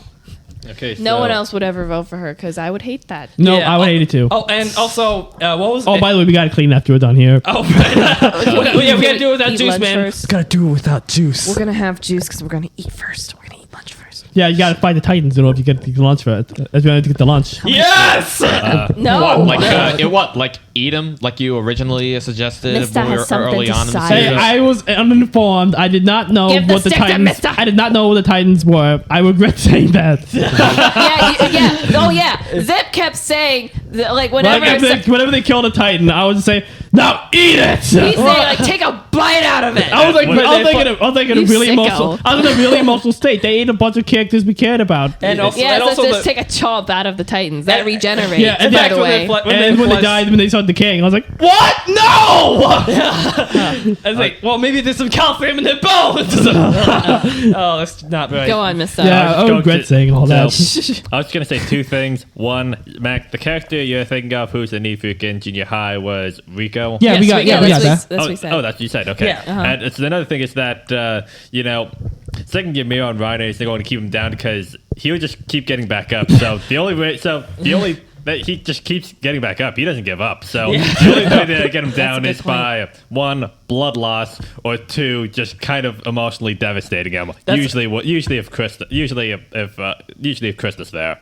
Let's do the latter. Yeah. That works. Yeah. 'cause with, I don't know blood loss. I think that he'd keep trying to crawl or something. Yeah, what do you think his reaction? Wait, I'm still Stay down, standing. man. What do you think his reaction was? Actually, come to think of it, when finding out that Historia was married to Farmer Kun. I don't think he talked for a while. Yeah, that's a good point. Yeah, Yeah, like, I was like, I 'cause, wouldn't mess. not just married, happily married. Yeah, With a baby, with a baby. With a had a baby. baby. Man, I'm glad that worked out. She looked so sad when it showed her. I was Yeah. so worried Because- about what happened. First, I was Yeah, like horrified if, at the fact if that. the guy was a good husband. Yeah, first I was horrified at the fact that she was pregnant because I thought, 19. She's a kid. Yeah, because I thought that they were going alongside with Zeke's whole breeding plan, which is sick. What, Lebensborn? Yeah, exactly. Or reverse, But in then this they case. explained how she It was her choice. Yeah, it was her choice. I was like, okay, I feel better. And I feel better now. Not to mention, it's actually a really good plan because they were originally going to feed Zeke to her. So her being pregnant, if they can't give her the Titan serum because of the fact that if they don't know what would happen if they inject her with it, and that could kill the baby. Yeah. So her being pregnant is basically what's keeping her from being a Titan. Mm-hmm. And if she's a Titan, then that would make it way Then easier to start the rumbling. Then we start a war. Is what we do. We start a war against the people whose idea that was. Oh, don't worry, they're all Titans now. Yeah, I was saying. Yeah. Oh, right. I was gonna say. Wait, was it the freaking Premier Zachary? Then it was the brass who came up with that. Yeah. But Oh. Zachary probably was involved. Yeah, most likely. Yeah. Yeah, but it was a good plan. You Speaking of them- think of the crab machine. Yeah. There's one. Actually, there's one meme that was How going. about we actually, not talk I'm not about gonna that? I'm not gonna get into it too much. There's one meme that was going around because since Attack on Titan season 2 took years to How many years make, was it? like I don't know, 4 years Oh, or something, God. because of the fact that Attack on Titan was a monthly manga, so that means that the progression chapter per chapter. The art was amazing. It was like amazing, Took a obviously, while and to upload thankfully. stuff. And thankfully, they were able to have time with doing the art and everything. But it took a long time for each chapter to come out. A chapter And a month? Yeah. Jiminy Christmas. I can see why it took a long time then. Can you And imagine what it'd be like the Devil webtoon? That would suck. And They did it's that for a while for it's a- N-Town, actually. yeah, they've been Yeah. doing that for N-Town for a while, But- and that's only 4 panels a month. So Oh, God. I'm not bitter. What's that look mean? I have Webtoon. You guys have Go Comics. So, So you know, you're the it's same. vastly different. Webtoon, it's supposed to be weekly. Like if it's Yeah. if they're on originals, it's supposed to be weekly, and each episode is supposed to take like a minute or two to read. It's more than If 2, because I really focus on the art. So Yeah, and I have 20 pity. and I have 20th Century Boys, which has 300 chapters and takes 10 minutes to read because I read like 3 chapters whenever I go on it. Oh, we read 3. Nice. For the most part, I usually have to have like a lot of self control when I read just one. I read like 6 of Monster every time I go on. Yeah, there. up top. Yeah, that makes sense. It's been a little while because I need to focus on pre-calculus because I have a midterms next week. Oh yeah, don't know? worry about that. But most likely this weekend I will read 6 to 12. Yeah, there you go. Nice. Yeah, Wait. giddy up. Okay, back to Attack on Titan. Oh yeah, Wait, what were we yeah. talking Anyway, about? what I was Oh, talking about. Story's Oh yeah, I was Plan, talking about Farmer the meme. So it took a very, very long time for the manga to be able to I'll be catch right up, back. and because the Studio Wit needed enough, they needed enough source material to be able to properly animate. So because of that, the manga readers, hold on, excuse me, were teasing the anime onlys a lot, saying stuff like, "Yeah, man, you guys, you don't know what you're missing. Like the craft machine. Wait till you get to that." Jeez, that's a real jack move. Yeah, it's a really, yeah, I know, right? Pretty freaking hilarious, though. Yeah, I know, right? Also, another thing that I kind of want to talk about is the fact that so we were talking about Zeke earlier. Yes, I want to talk about Zeke too. I said before that honestly, his first appearance, which first of all is just so disturbing and freaky. With poor sniffer, Mike. Yeah, poor sniffer guy. Oh, my goodness. Oh my goodness. Yeah, but also I think it's probably one of the most effective and brilliant villain introductions I've seen in anything. Well, honestly. in anything, even anime in general, just anything. Oh, just anything. I think it's just the fact that thinking about the stuff that we know about the Titans, right? We don't know where they come from. We know that they're just these mindless eating machines. They're just these mindless eating machines that just seem to do things. And they're just like they're abnormal, or they're just like zombies and walk around slowly, and they're all very, very weird. And there's also the fact that most we know that importantly- they're Titan shifters. We know that Annie was one. We know Aaron is one. Maybe the Colossal. Maybe maybe the Armored. Maybe those guys are shifters. We don't know. Yeah, exactly. But and of course, this is what we know in the confines of the wall. It's all we really know about the whole world of it. And most importantly, the Titans do not have intelligence. They're weird and they're off the wall, but they don't have intelligence. So then when the Beast Titan shows up, This big monkey looking guy. big monkey looking guy freaking chucks a horse over at Mike, is able to apparently like keep them at bay, and most importantly is able to speak. It blows us out. It blew our minds. And the events that happened after that, with poor Mike being just horribly killed because this guy can also control Titans, which is something that we've only seen Annie be able to do Briefly, kinda. but that's because of the fact that she did the roar. That was just, oh my goodness, that was devastating and horrifying. Yeah, that whole scene was just very Disturbing. Yeah, very disturbing. And how Zeke was just like, I'm pretty sure we're speaking. Are you alright? Can you understand me? I'm pretty sure we're speaking the same language. And even in his first appearance, he did that weird thing where like, okay, so with Zeke, I mean, actually, did you have any more you want to say with that? I mean, I was going to say something. I was going to say that the first instance where we were really like, wait, what the heck? Was when he went for the horse. Not Yeah. when he threw it. Because He was just walking around Levi, before. Mike, yeah, the reason why Mike was calling the horse over and didn't have any worries about it was because Titans never go after the horses. Other animals. Or, animals. They never go after animals. So that was we were Like, this the is weird. audience. Uh-huh. Like we were the audience, and Mike was kind of representing the audience at the time, like, with his "wait, what?" kind of reaction, Right. when the horse was picked up and then thrown at him and stuff. Yeah. So anyway, I thought that was really cool. Agreed, Like yeah. a audience surrogate thing. Very effective, and it's also like really good because of the fact that he did that thing. And I don't really see it. I mean, we see it off. I don't think we see it really often. It's the fact that for a long time after when it shows Zeke, we don't even know his name. We only learn his name at the end of season 3 when like the Card Titan, we didn't know that was Peak at the time. She's another one of my favorite characters. She's great. Yeah. I didn't expect her to be so oddly charming. And lovable.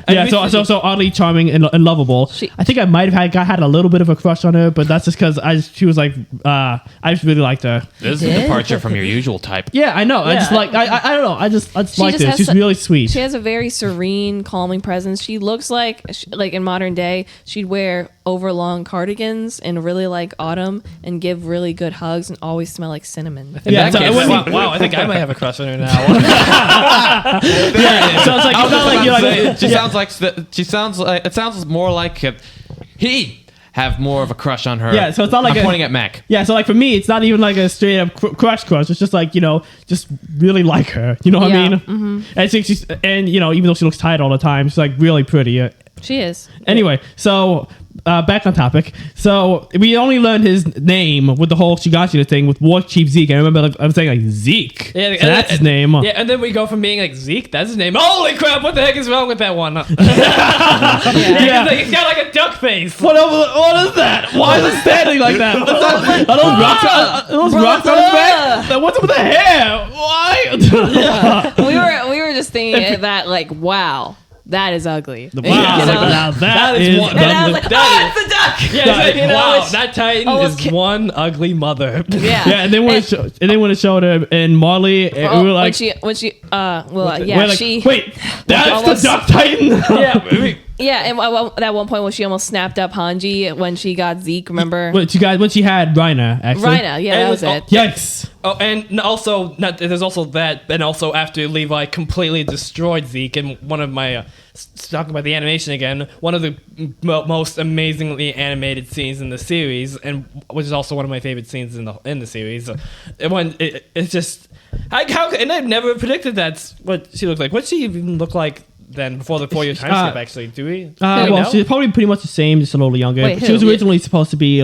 Originally, Isayama was planning on her being like a middle-aged man, but then he was like, yeah, you know what? There's way too many guys here. Let's make her a cute girl instead. When she was like 13 or something, she looked like this.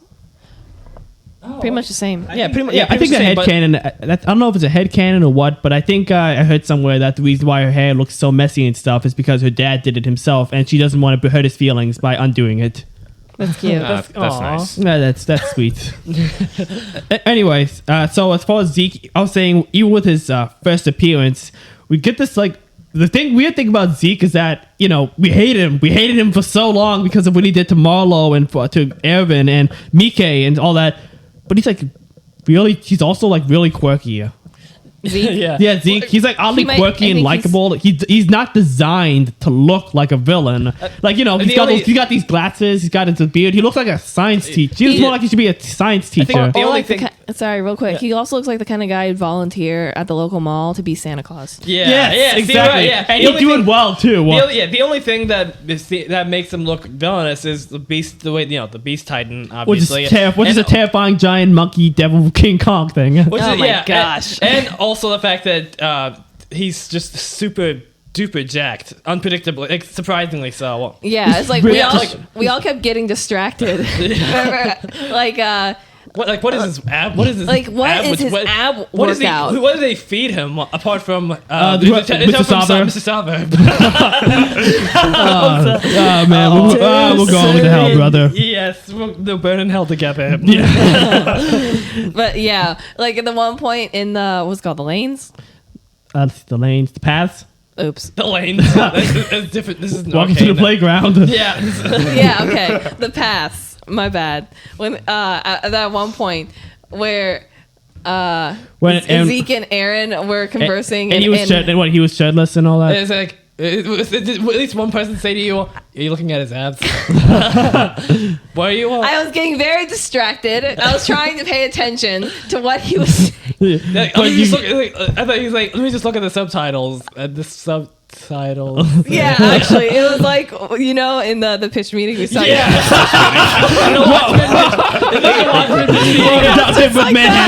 It was just like that. Why won't Dr. Manhattan put on some pants? And I really embarrassed myself because I was like, yeah. Yeah, all I kept it. Yeah, Is I was that like, Is that the police woman in the Love Notes and Great Dude? Yeah, Yeah, like her I too. Yeah. Yeah, but anyway, it was a very intense scene Yeah. when they were in the paths. Right. But I was just trying very hard to stay focused. You know, I'll admit that. Like, you were just focused on the important things, or things that were important to you, I guess. I can't even deny. Yeah. I think like there was like from time to time when like either when that whole thing with Zeke or when Aaron was walking up that thing with the sub. That's an awesome shot, by the way. I just kept thinking to myself, I gotta work on my ab routine. Yeah, I mean, And then I was like, dang, dang, he looks good with Zeke. You know? I think it's the beard. Oh, it is the beard. There it is Why again. is it that again? Helmholtz? that's your weakness. Huh? Like Helmholtz? See, That's a little bit. Yeah, I mean, actually. I designed Helmholtz to have that beard. I So mean, I yeah. did that. those are like your two like biggest weaknesses. The things that would. So we know what would kill we get the armor titan. We know what would get you now. Facial hair and abs. Did you have a crush on Nathan? Nathan from Maid? Yes.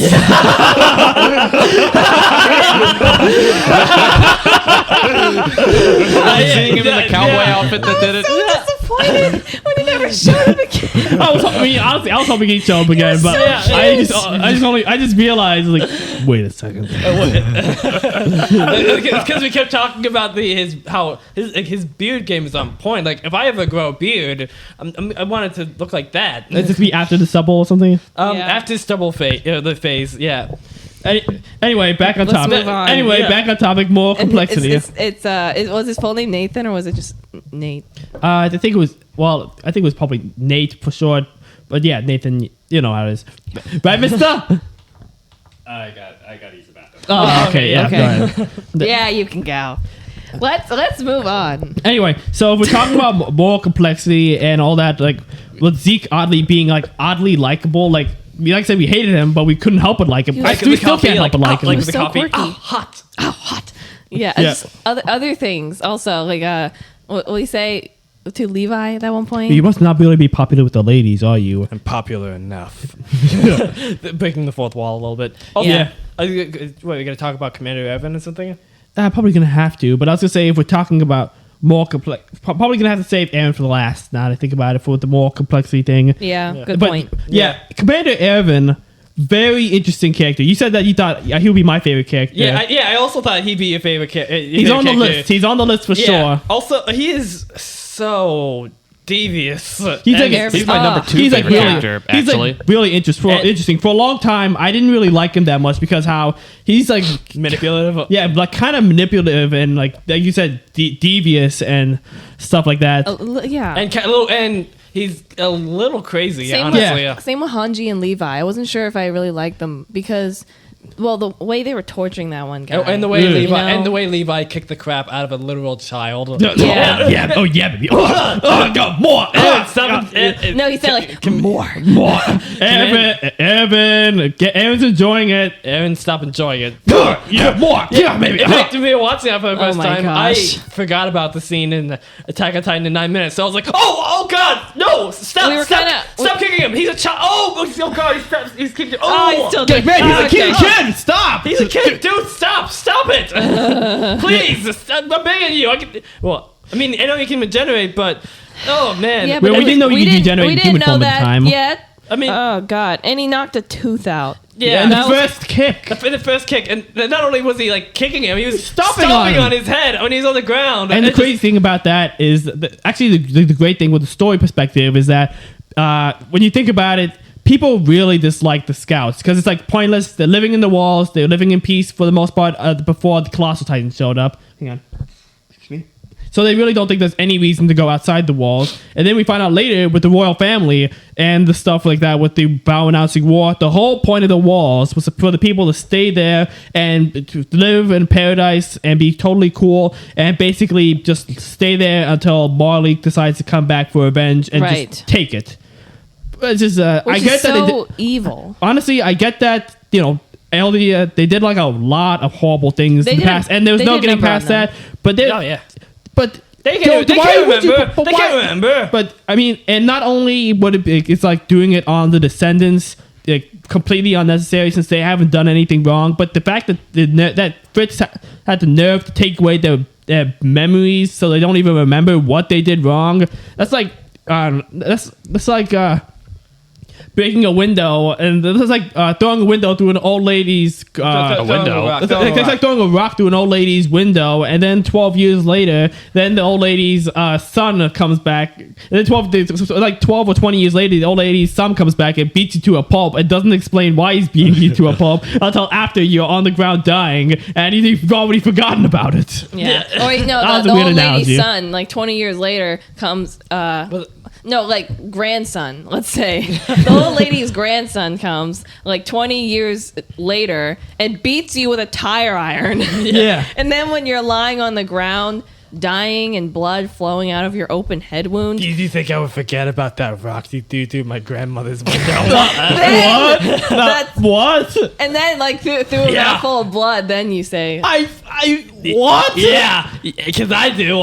I remember. I remember that. I remember I remember not having insurance. What? I remember having to pay out of pocket. Never having to pay out of pocket. You think I would forget? I forgot. Did you think I would forget? I didn't forget. You didn't kick him more. You're stupid. I don't. That was a weird analogy, but you know what I mean.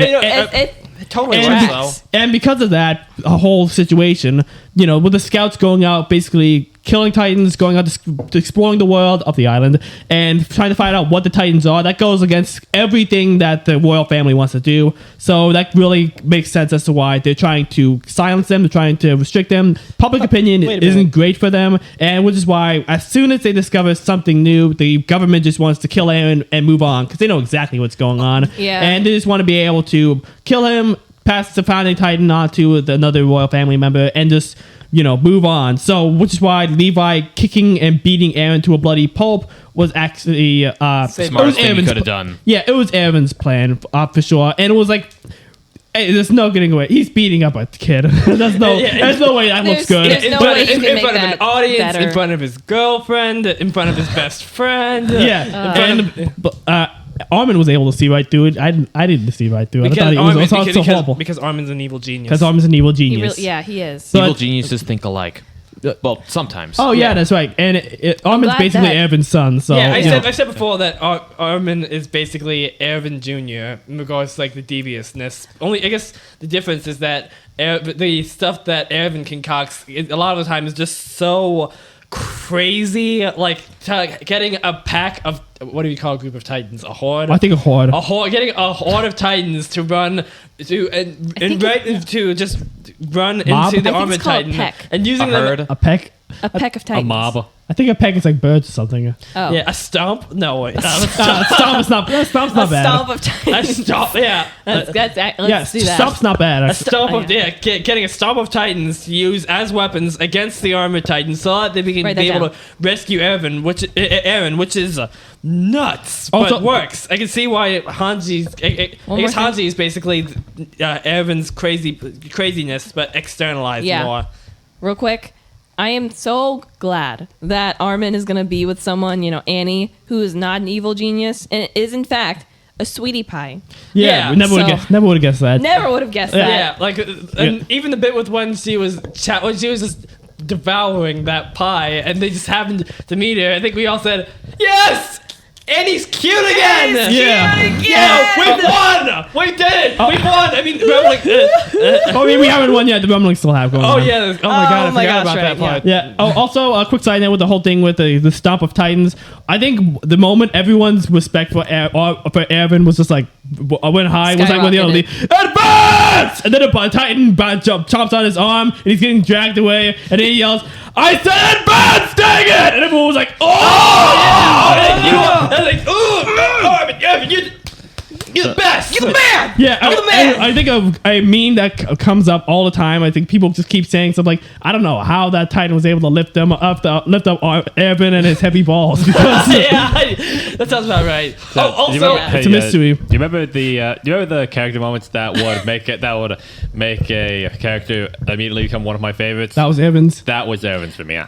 that's So good. awesome. That moment was Yeah. so good. Oh, You can have the stick. You know, it kind of all this talk actually reminds me. So you guys B.O.B. know, like for most of season 1, I had like this sort of, and for actually up until season 3 was over, I had this conspiracy theory as to the reason for why the colossal attack in the pilot. I mean, What was it again? okay, so it went kind of like this. I assumed that Reiner and Bertold were sent to kick the wall down by the government at the middle of Wall Sina, because I was thinking Full Metal Alchemist, right? So I figured that the reason why they did this is because with the scouts going out, with the scouts going out to explore the rest of the world and people actually living in some sort of harmony, they're going to want to do something more than the walls and more than just live in the walls. And because the best thing to do for the people there is for them to just depend on the walls and to just depend on the walls, feel like they always need the walls and not want to venture out there or seek any sort of freedom, but to just stay with the old grind. And the best way to do that is to just sacrifice one of the walls in order to do that, so that people would consolidate in more, be more terrified of the Titans than ever, and just nothing would change because of that. So if you have the colossal Titan kick down the wall, a bunch of other Titans are all over the place, no one is really going to want to venture out there because it's more dangerous than ever. You're going to want to stay in the walls more than ever. Yeah, because then you're like, oh, there are probably colossal titans out there. Yeah, exactly. The outside is more mysterious and unpredictable than ever. So why go out there? Also- So it's a here be dragon situation. Yeah, I mean, Yeah.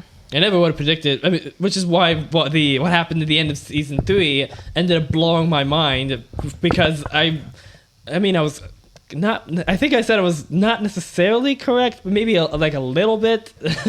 I think your theory was extensive. Yeah, it's extensive. It was pretty good too. Yeah, I mean, I know, right? I mean, I was So right. say thank you. Thank you. Yeah, I mean, I was. Nah. I know, right? Yeah, sorry. I guess I was right in the fact that the people who were in charge had a hand in this and were just horrible.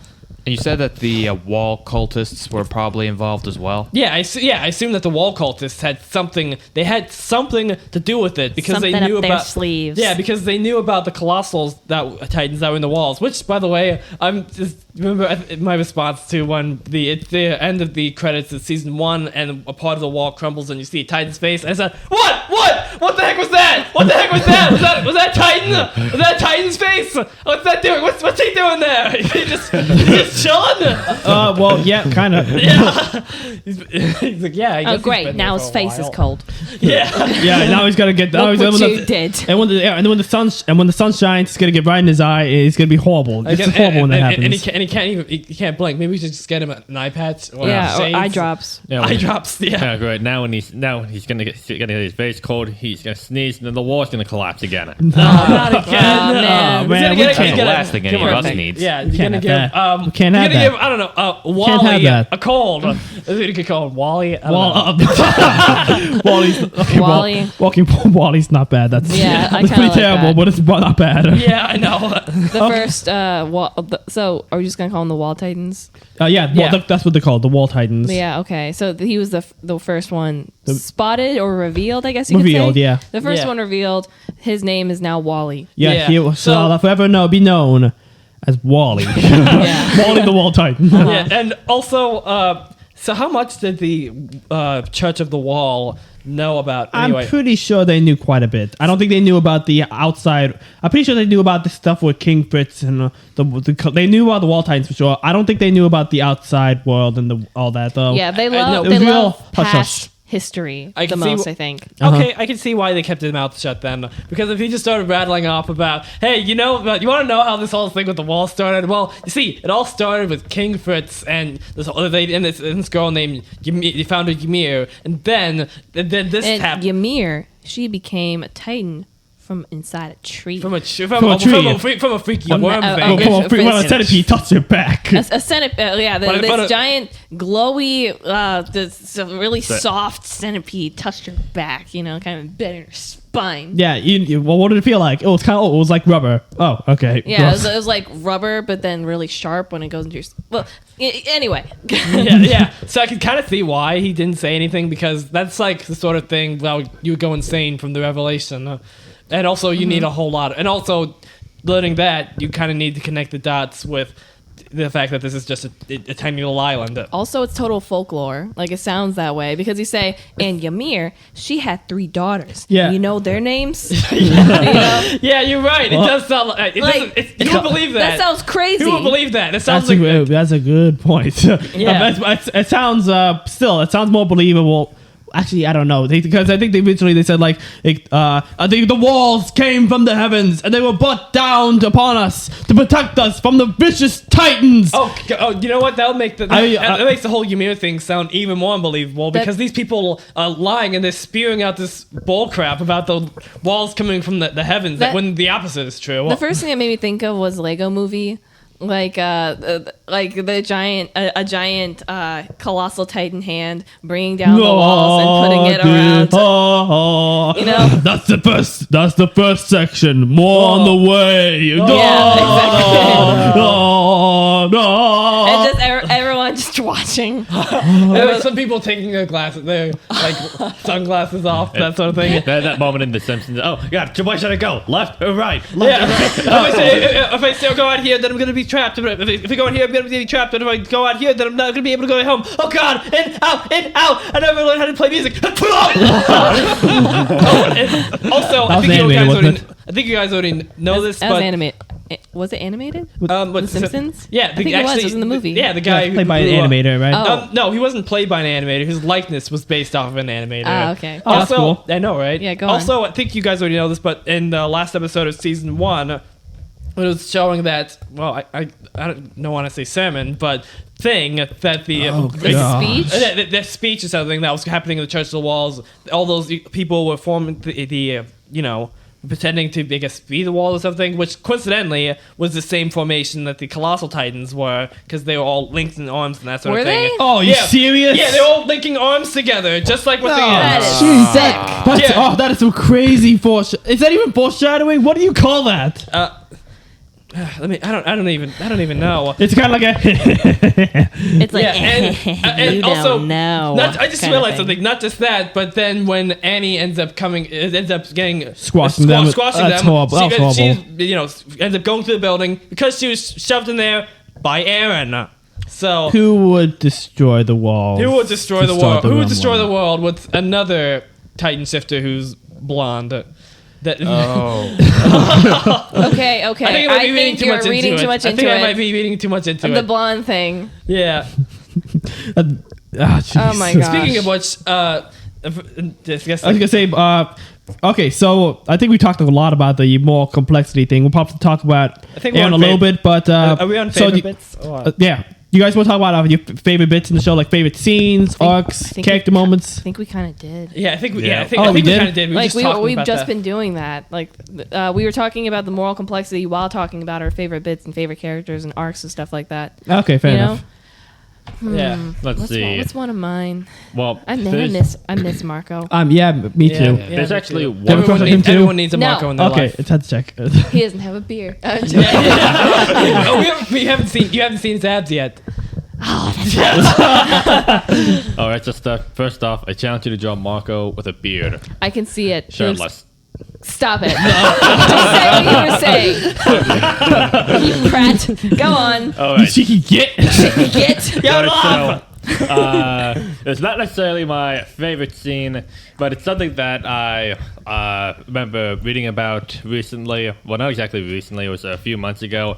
Remember the scene when Aaron was in. It was close to the beginning of the series when Aaron managed to get the ODM gear right. He was training, and Mikasa was thinking how he won't how. I was talking about his expression and how that and what it basically meant. And what she was actually saying was how what she's basically saying is that she won't have to worry about having to just pull him up to just Protect him all the time. Yeah, protect him all the time, basically, or just sort of keep an eye on him at all times, because basically saying he can take care of himself, so she doesn't have to worry.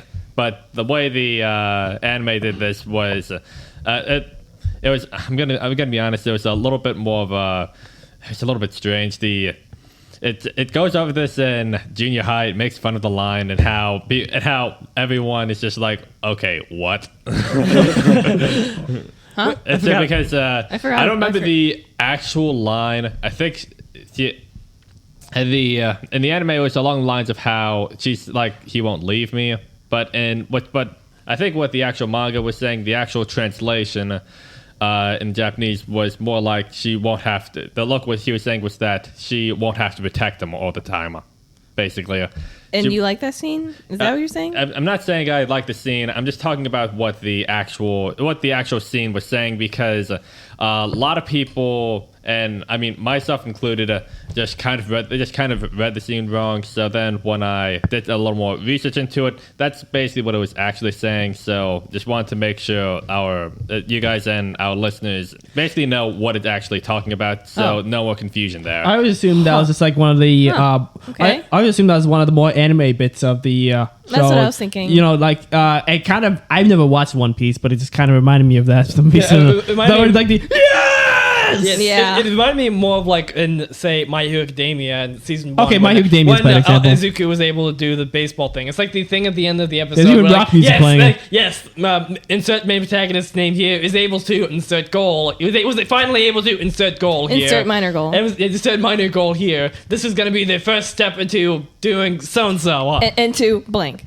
Yeah, to blank. Yeah, it's that sort of thing. You've seen it before. But that is until you get the Attack on Titan ends up adding its unique flavor. And when I say that, I mean by killing everyone. Tabasco sauce. Tabasco sauce. Yeah. Exactly, the Tabasco sauce. And Chris told me to eat every bite. yeah.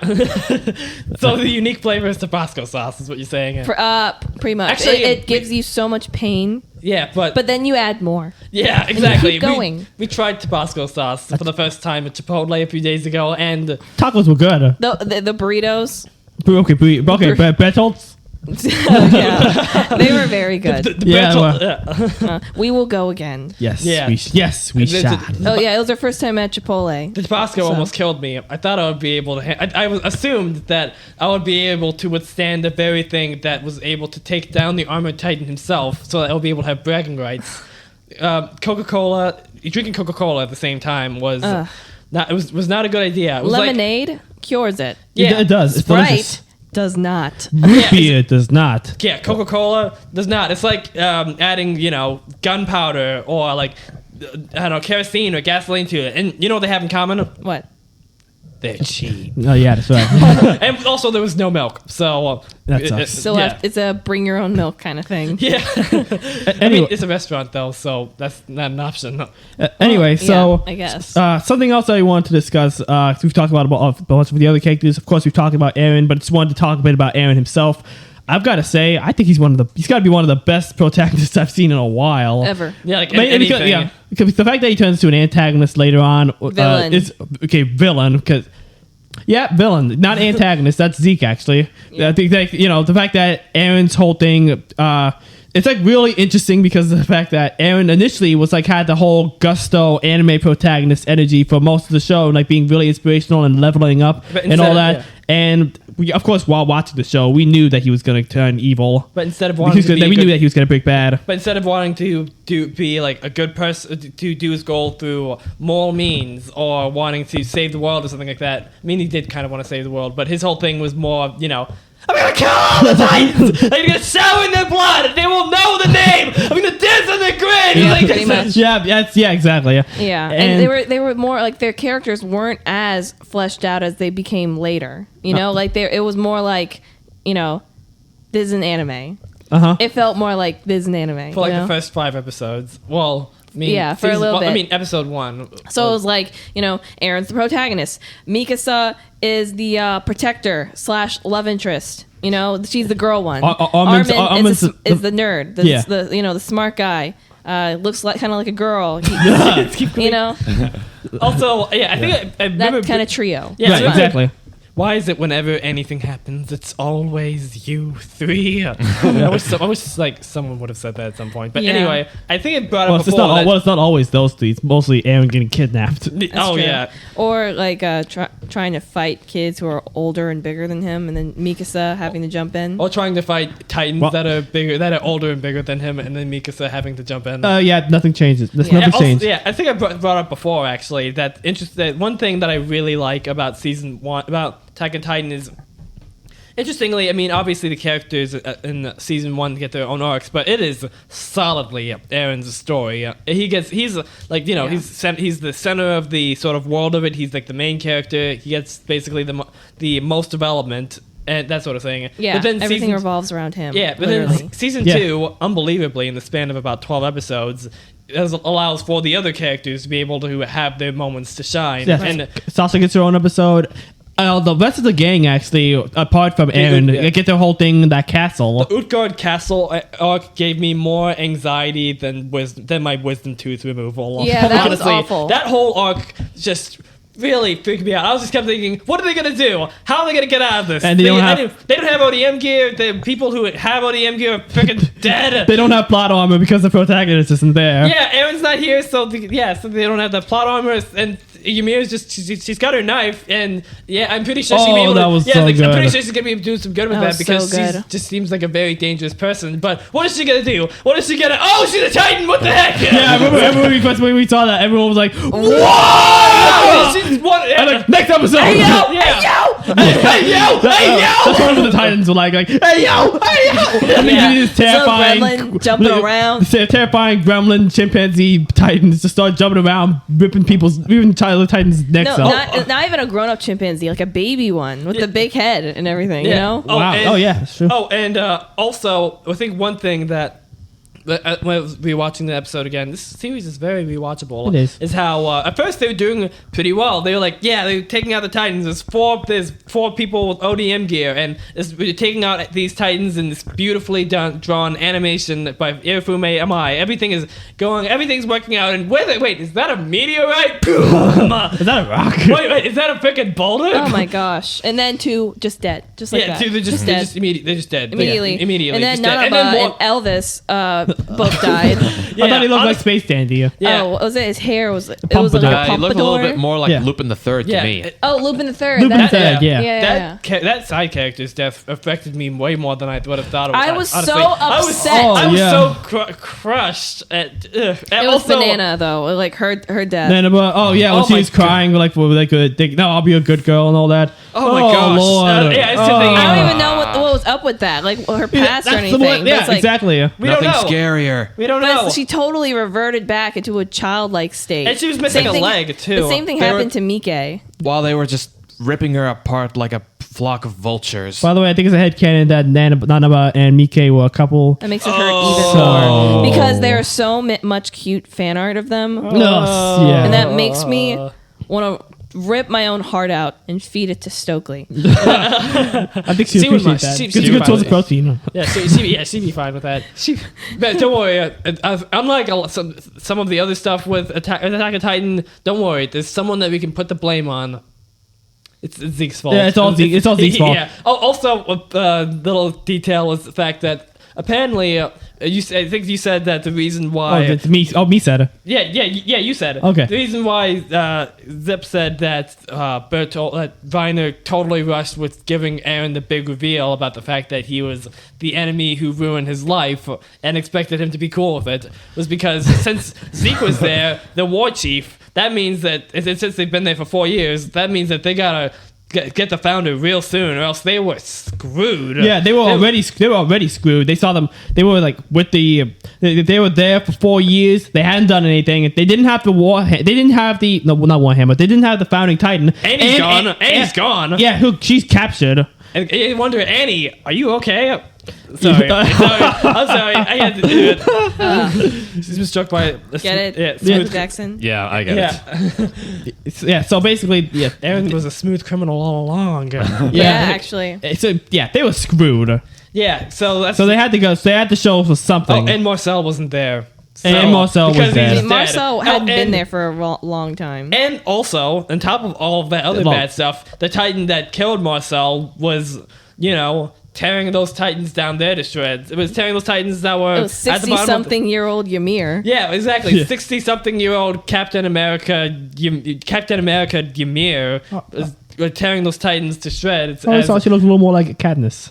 Yeah, no, I'm Yeah, talking maybe a about- little bit. I mean, yeah, I was talking about like the age- she got the- the the Frozen age thing. the Actually, I age think thing. she's at least 75. She said that she's been. Oh. She said that she'd been, buried in the Titan form for about 60 years. Oh, I thought it was 50. God, okay. that sucks. That stinks. Just spending about 6 decades buried in the dirt. It's almost as bad as having to eat people. At least you're getting around, Yeah. stretching your legs, getting a good diet. also, Yeah, the working out. Also, I think another thing about the fact. Also, another thing is the fact that when she woke up, she was in the pads and we didn't even know it. Like, Yeah, that's true. like, Yeah. like realizing it again. Man, Jeez. this whole The Okay. story is so good. Yeah. Back to Aaron. Yeah. We were So, talking. We're at the 2-hour mark. Oh, We haven't shoot. eaten lunch. Oh shoot. Yeah. Okay. So just let's round this up in that case. Talk about Aaron a little bit and talk about the whole ending thing. So like the whole thing about his arc is negative arc is like taking that whole positive thing with everyone's born free, everyone deserves to be free, and then hitting me again and again and again with these amazing plot twists and this really beating down his Amazing whole and horrible. yeah, this really beating down his faith in humanity and all that.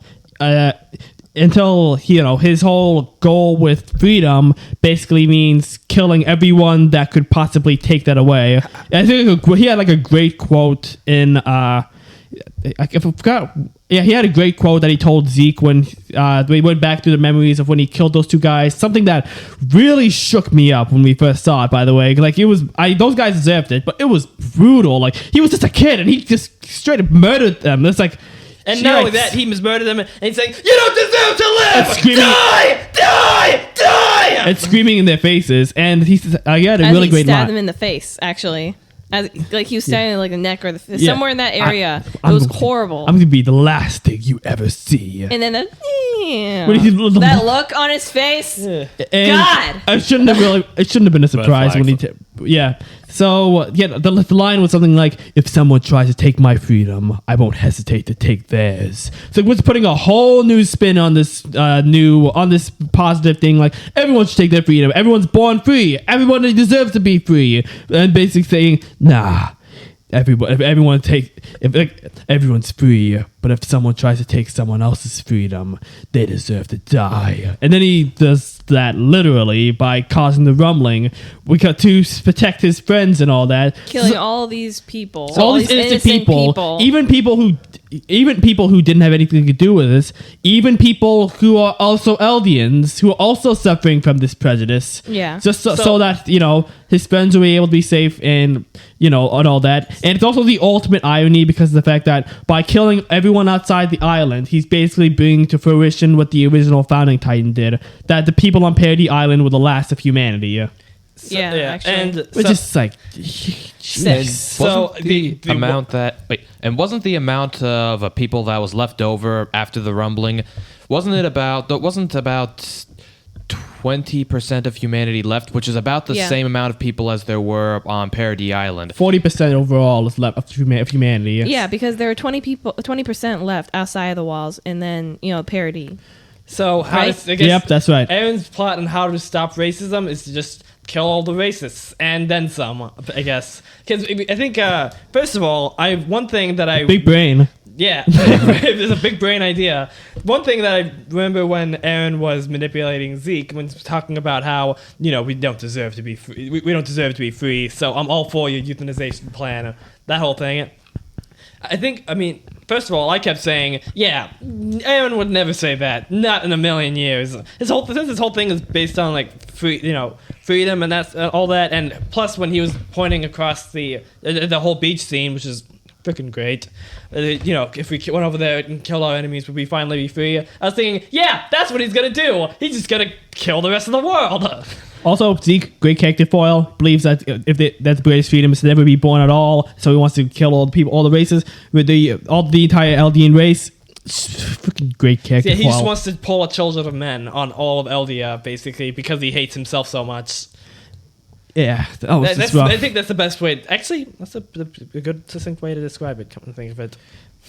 But yeah, Aaron becoming more like calculating and stuff is like really interesting to see. And then in the end with the whole rumbling thing, and basically setting up his friends to be able to be like the Tiber family who were able to save the rest of humanity, and also in turn be able to like help the image of Eldians as a whole. That's what's left of them. Hey, what's like this? really 20% of let me see. 8.025 billion. That's a zero. No, I mean, like, what is the answer? 1, 2, 3. That's all that's left. That's like a much smaller number. 160 million. I think so. I wish there were commas. 160 million. I wish there were commas here. Can you help me? That's like a city's population. Yeah. Well, maybe like a state or something. Well, yeah, state, more like. Oh, that's all that's left of humanity. Also, I see what them and parody. Out of 8 have we talked about billion the before. timey-wimey founding Titan stuff with Nah, Grisha? I don't know if we have time to get into that. The what? The whole thing with even if you die, even after you die, keep moving forward. Oh, that was horrible. Yeah, That was awful. That was and Yeah. crazy. And very well written. Very well written. yeah. All right, so the number here is, I'm guessing 1,605,000,000. Just 1 billion, though? 605 million. That's all that's left. 7 of billion. humanity The outside rest, the wall. everyone else just ground into the dirt, basically. Yeah. Jeez, Yeah. so that's like a whole country's entire races of people just gone. I'd be surprised if the world's even able to come back from this. I mean, I doubt it. I mean, they are as They we saw will. as we saw at the Parody, credits hey, of the look last at The it this way, end. Quincy. Parody Island was doing very, very well until it got nuked. yeah. And the thing about the thing with this ending, one thing that I've never really understood since we finished it is how people keep dumping a bit on the ending for Attack on Titan, which I didn't really get because I thought it was amazing. It was very Yeah, I good. mean, why would you dump on that? Not recently, since the movie was released. Because Good, that's all good. I've seen are people talking about, yep, this is one of the best endings in modern anime history. Good. That's good. Yeah, that sort of thing. And the answer is, yep. There Yes, it is. It's really Yeah. And whoop, there it is. Yeah. I think, although one reason I think for people dumping on the ending was how in the manga Armin thanking Aaron for Oh no. committing I'm pretty sure that genocide. put just a little bit of a bitter taste in some of their mouths. Yeah, a little bit. Yeah, and I guess even I'm just imagining Isayama Trying to figure out, what is he gonna say? like wanting to be able to fix that with also probably having to deal with Aaron's deadlines. So there's that. Oh, yeah. It's like You're the author. You created me. Think of something. but Think of you something, why created don't this you? whole thing too. Yeah, well, you already figured out what I'm gonna say. You already figured out what I'm gonna say. I told you after all. Just figure out what Armin's gonna say. It's like, why don't you call him? Well, why don't you just call him? He's always conflicted. He's terrible with writing dialogue. He sucks with you. He always Armin sucks with writing Yeah, dialogue. he always He's- second he's and like- third guess himself. Yeah, that's that. He always second and third guesses himself. This is his voicemail message. This is the message that he leaves a voicemail. Boop. Hi. This is Armin Arlet. Yeah. So I'm not here right now. At least I think it might be. Maybe I'm here. Maybe I just left my phone somewhere. I'm getting off topic. Anyway, if just leave a message after the tone, the beep, and I'll get back to you as soon as I can. I promise. I'll do that. Wait, is it a tone or is it a beep? Beep. Wow. Okay. Good one. No, just figure something out. I'm gonna get a coffee. Do you want anything? Okay. All right. So I'll see Wait, you I'm later. gonna get coffee and a brownie. Hey, you want anything? I'm gonna get a coffee. I'm gonna get a coffee, some egg bites, maybe get a brownie. You want anything? We have black coffee. All right. Why did you write this? He's thanking me for ending the world. I didn't even want to end the world. Yeah, I mean, He's well, yeah. thanking me. Yeah, I don't know. I was like stressed out. I needed the coffee. But yeah.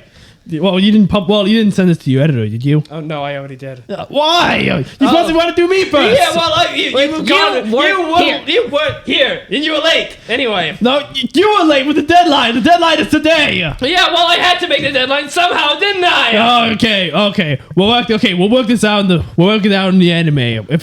Thankfully, your editor's a smart guy. So that probably didn't end. So he's probably not going to approve it. Maybe he'll come up with a better idea or something. Approved. What?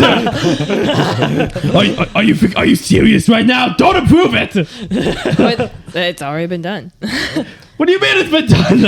I mean, it's been published. How did that happen so fast? Why couldn't I see this in the future? Why couldn't I see it, Hajime? I don't know. I'm gonna take a walk in my Titan form. Good luck with it. Through a neighborhood. My Titan form. No. Do a wait, neighborhood. No, I'm gonna let them know until I clear the road. I'm gonna let them know so they can clear the road.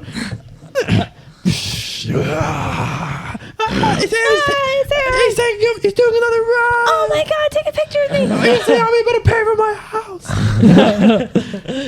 Anyway, so that's probably So, what happened. After that, After skit. that, and Armin's voicemail thing. That's great. Yeah, with Annie, it'd probably be something like, "It's Annie. You know what to do." Beep. Anyway, so yeah, the whole ending, yeah, it's really good. Superb. It's like past 2 hours and 15 minutes though, so we're not going to get into the whole thing. No, but it's like- one thing that we did talk about was like how the whole nuclear war ending really bummed everyone Yeah, out. I honestly just felt the next day completely emotionally drained. Like, Yeah. I didn't know what to. I mean, apart from binging a bunch of YouTube videos on Attack on Titan, I didn't know what to do. I didn't even sleep I well. didn't know what else to talk about apart from Attack on Titan. I was just googling stuff to the extent that I was just Tatakaing all over the place. I didn't want to talk about it. Yeah, so that's what I did on Monday. On Tuesday, I needed a break. Yeah.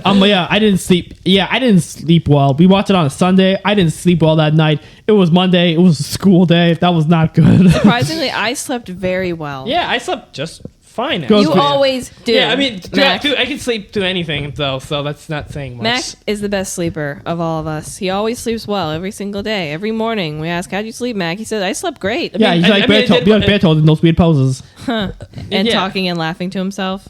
And yeah, that's the thing that happens apparently. So like Mister's like trying to fall asleep, and then suddenly he just hears.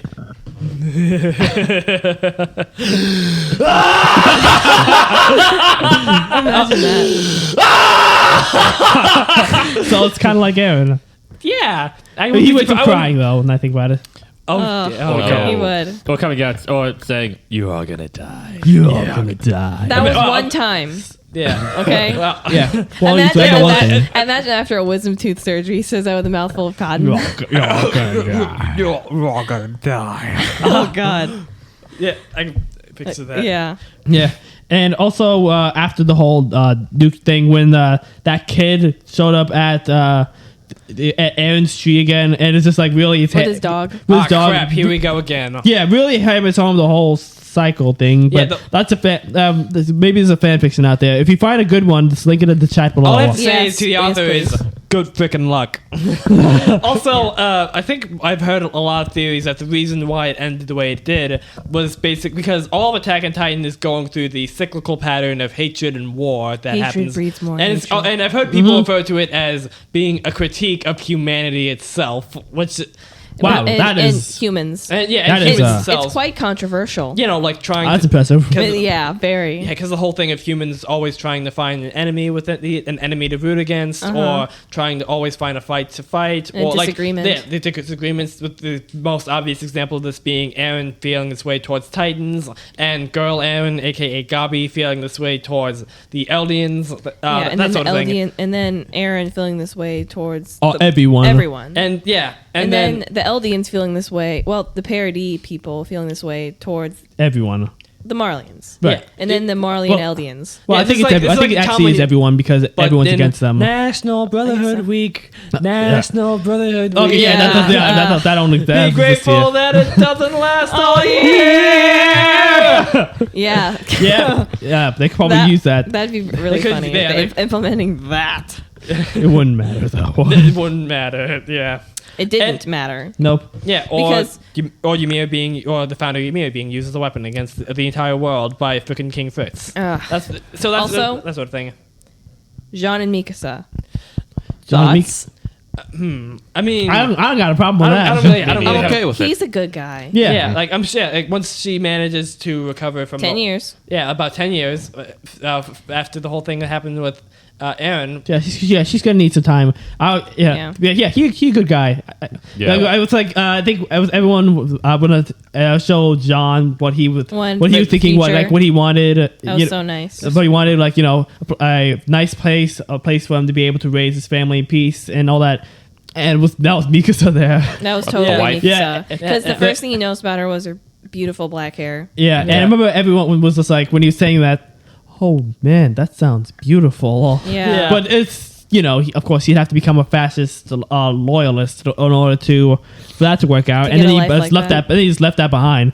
Freaking great character. If he got together with Mikasa, that's totally cool. He I'm deserves. cool with that. He deserves it. Yeah. Yeah, and I think I've heard the only He reason. deserves that life. Yeah, by the way, I think I've explained this, that I've heard that there's some people that ship him with Peak purely because of the fact that every cart needs a horse. Which is hilarious. I can't So believe it's been funny. 2.5 hours. We've been talking about Attack on Titan, and we haven't brought up the whole John Horseface thing. I can't. Yeah, that's a good point. Actually- at least someone was able to bring it up. before. Yeah, exactly. You Horseface Jack! Man, that was like we There's talked so about much- a bunch of stuff, but there was so much we I feel didn't like cover. we've We only- haven't talked about we haven't talked about Marlo and the screenshots he started taking. We haven't talked about Flock, who's like a really good character that I had. He's really way like too- talking he's really about. good antagonist. He's Yeah. way too good We at his haven't- job. Yeah, we haven't talked about like Niccolo, all the other we haven't animation stuff. We haven't talked about the music. We haven't talked about the opening title sequences. Yeah. My favorite one's the one for what was it? The second season with the, Sasagio, No, Wait, which which one one was was it? The one with the second season where it showed Zeke running alongside Yeah, that's all it, those that's other it. animals. Oh, yeah, we're gonna show you that one. Lions, but including A a, dinosaur. lion, a couple of dinosaurs, a humpback whale, a mosasaur. That was That was intense. weird. It honestly reminded me of how Tolkien wanted when reading Macbeth a bunch of trees to rise up and kill Macbeth, and I was like, oh god, please let this happen. Yeah, Imagine the he's look on his reading face. Macbeth, yeah, because- Overly sarcastic Macbeth video. Yeah, he's reading. Let's see. What's the forest in Macbeth called again? They brought it up in Hamilton's song. Is it Dunsany? Burning Wood. Yeah, he was hoping that Burning Wood would come alive and beat up Macbeth's army. So then Tolkien saw that and he's like, "That's why I want that." Which is why Battle of Isengard ended up happening. Was why he had that happen to Wizard Macbeth. Yeah, Wizard Macbeth. Wizard Macbeth, man. yeah. Yeah. Makes sense. Also, and we haven't, like you said, we haven't scratched the surface over this, the music and the openings, a bunch of other characters, Commander Irvin's speeches, specifically the speech, which, as I brought up before, is like a Lord of the Rings, King Theoden level speech. Yeah, we'll probably talk about that when we do some future podcasts, though. Yeah, like Yeah. totally just bring it up in passing, occasionally. Yeah. Yeah, or we'll just bring it up in passing So- or something. So wow, how do we wrap this up? So all in all, Attack on Titan, 20 out of 10 in a story. Yeah, Recommend- one of the best animes we've ever watched. One of the best animes. One of the best shows we have ever watched. It was so worth the time that it took to binge watch it. It was the first heavy metal binge we've ever done, and it was so worth Well, it it. was Yeah, like it was Full Metal Alchemist. I think we haven't done that No, since Full you Metal know what I Alchemist. mean. Like had to watch it. We were in it. Yeah, we had to watch like every time we had the TV, we had to watch it. Yeah, Attack on Titan. Attack on Titan. It's like Tatakaya. Yeah, like whenever we had to, like whenever we didn't have enough time for like a third episode, or if the end of the next the episode was just. If we didn't have time for a third episode to watch, we'd be like, oh man. Or if the end of the episode had us all in a very emotional state, we was like, okay, let's start Attack on Titan Junior High. Sometimes we just watch half of an episode. Yeah, we just needed it. Actually, we do this sort of thing a lot where if we're watching a particularly dark or depressing TV show where we would just counter that by watching something that's has a completely different tone. It's much more lighthearted. Yeah. Like we started watching Sailor Moon after we finished Attack on Titan Junior High. It's a lot. It's a lot. But Attack on Titan Junior High is so trippy because and delightful because these are the same characters that we just saw going through Titan Hell and like earlier, and now we're just going singing. So just hell, yes. And now Aaron's whining about cheeseburgers. Yeah, and Armin has his futon. Yeah, and Annie is just She's adorable. So cute. She's everything about her. She's so cute. Yeah, exactly. Mika has always been cute, but her high voice just really adds to it. Yeah. Like the Aaron. Yeah, Yeah. the spooky The blankety blank. spooky so and so. I Yeah. don't remember any of the names of those. Rest places, assured, but- I will hunt down and find every clip that I possibly can of Attack on Titan Junior High on YouTube. Make no mistake Okay, about wait, that. put my phone down. Don't hurt the microphone, Mac. Okay, so are we ready to go? Yep. Eat Yeah, some we cheeseburgers. got to dedicate our hearts to clean. yes, exactly. Yeah. Hearts And and one more souls to the reference. cause. That's it. Our hearts and souls to the cause. Hearts and souls to the cause. Yeah. All right. Yeah, that was fun. Yeah. All right. We were so- doing this the salute. Yeah, The parody salute. Yeah, we'll do pictures of it or something like that. Yeah. Yeah. All right. So, Thanks. let's eat. Thanks Yeah. for tuning in. Yeah, so I was gonna say that's appropriate for the whole Attack on Titan and Titans as a whole. Let's eat. Let's eat. And don't forget, fight. Thank you for listening. Goodbye. Bye. See you later. See you later. Bye. Tatakaya. Welcome to the preview. Next episode, we're rewriting Left Behind, which is basically The Walking Dead meets the Book of Revelation. But instead of zombies, it's the rapture. And instead of brains, it's a lot of complex theology and highly questionable airline pilots. It's one of the most famous and infamous Christian fiction series ever written. 16 books, countless spin-offs, and even a movie with Nicolas Cage in all his glory. But what if we took that chaotic premise, global disappearances, world governments rising, the Antichrist doing his thing, and rewrote it with actual character arcs, coherent themes, and maybe a little style? This message was not approved by Nikolai Carpathia or the global community. We'll see you next time.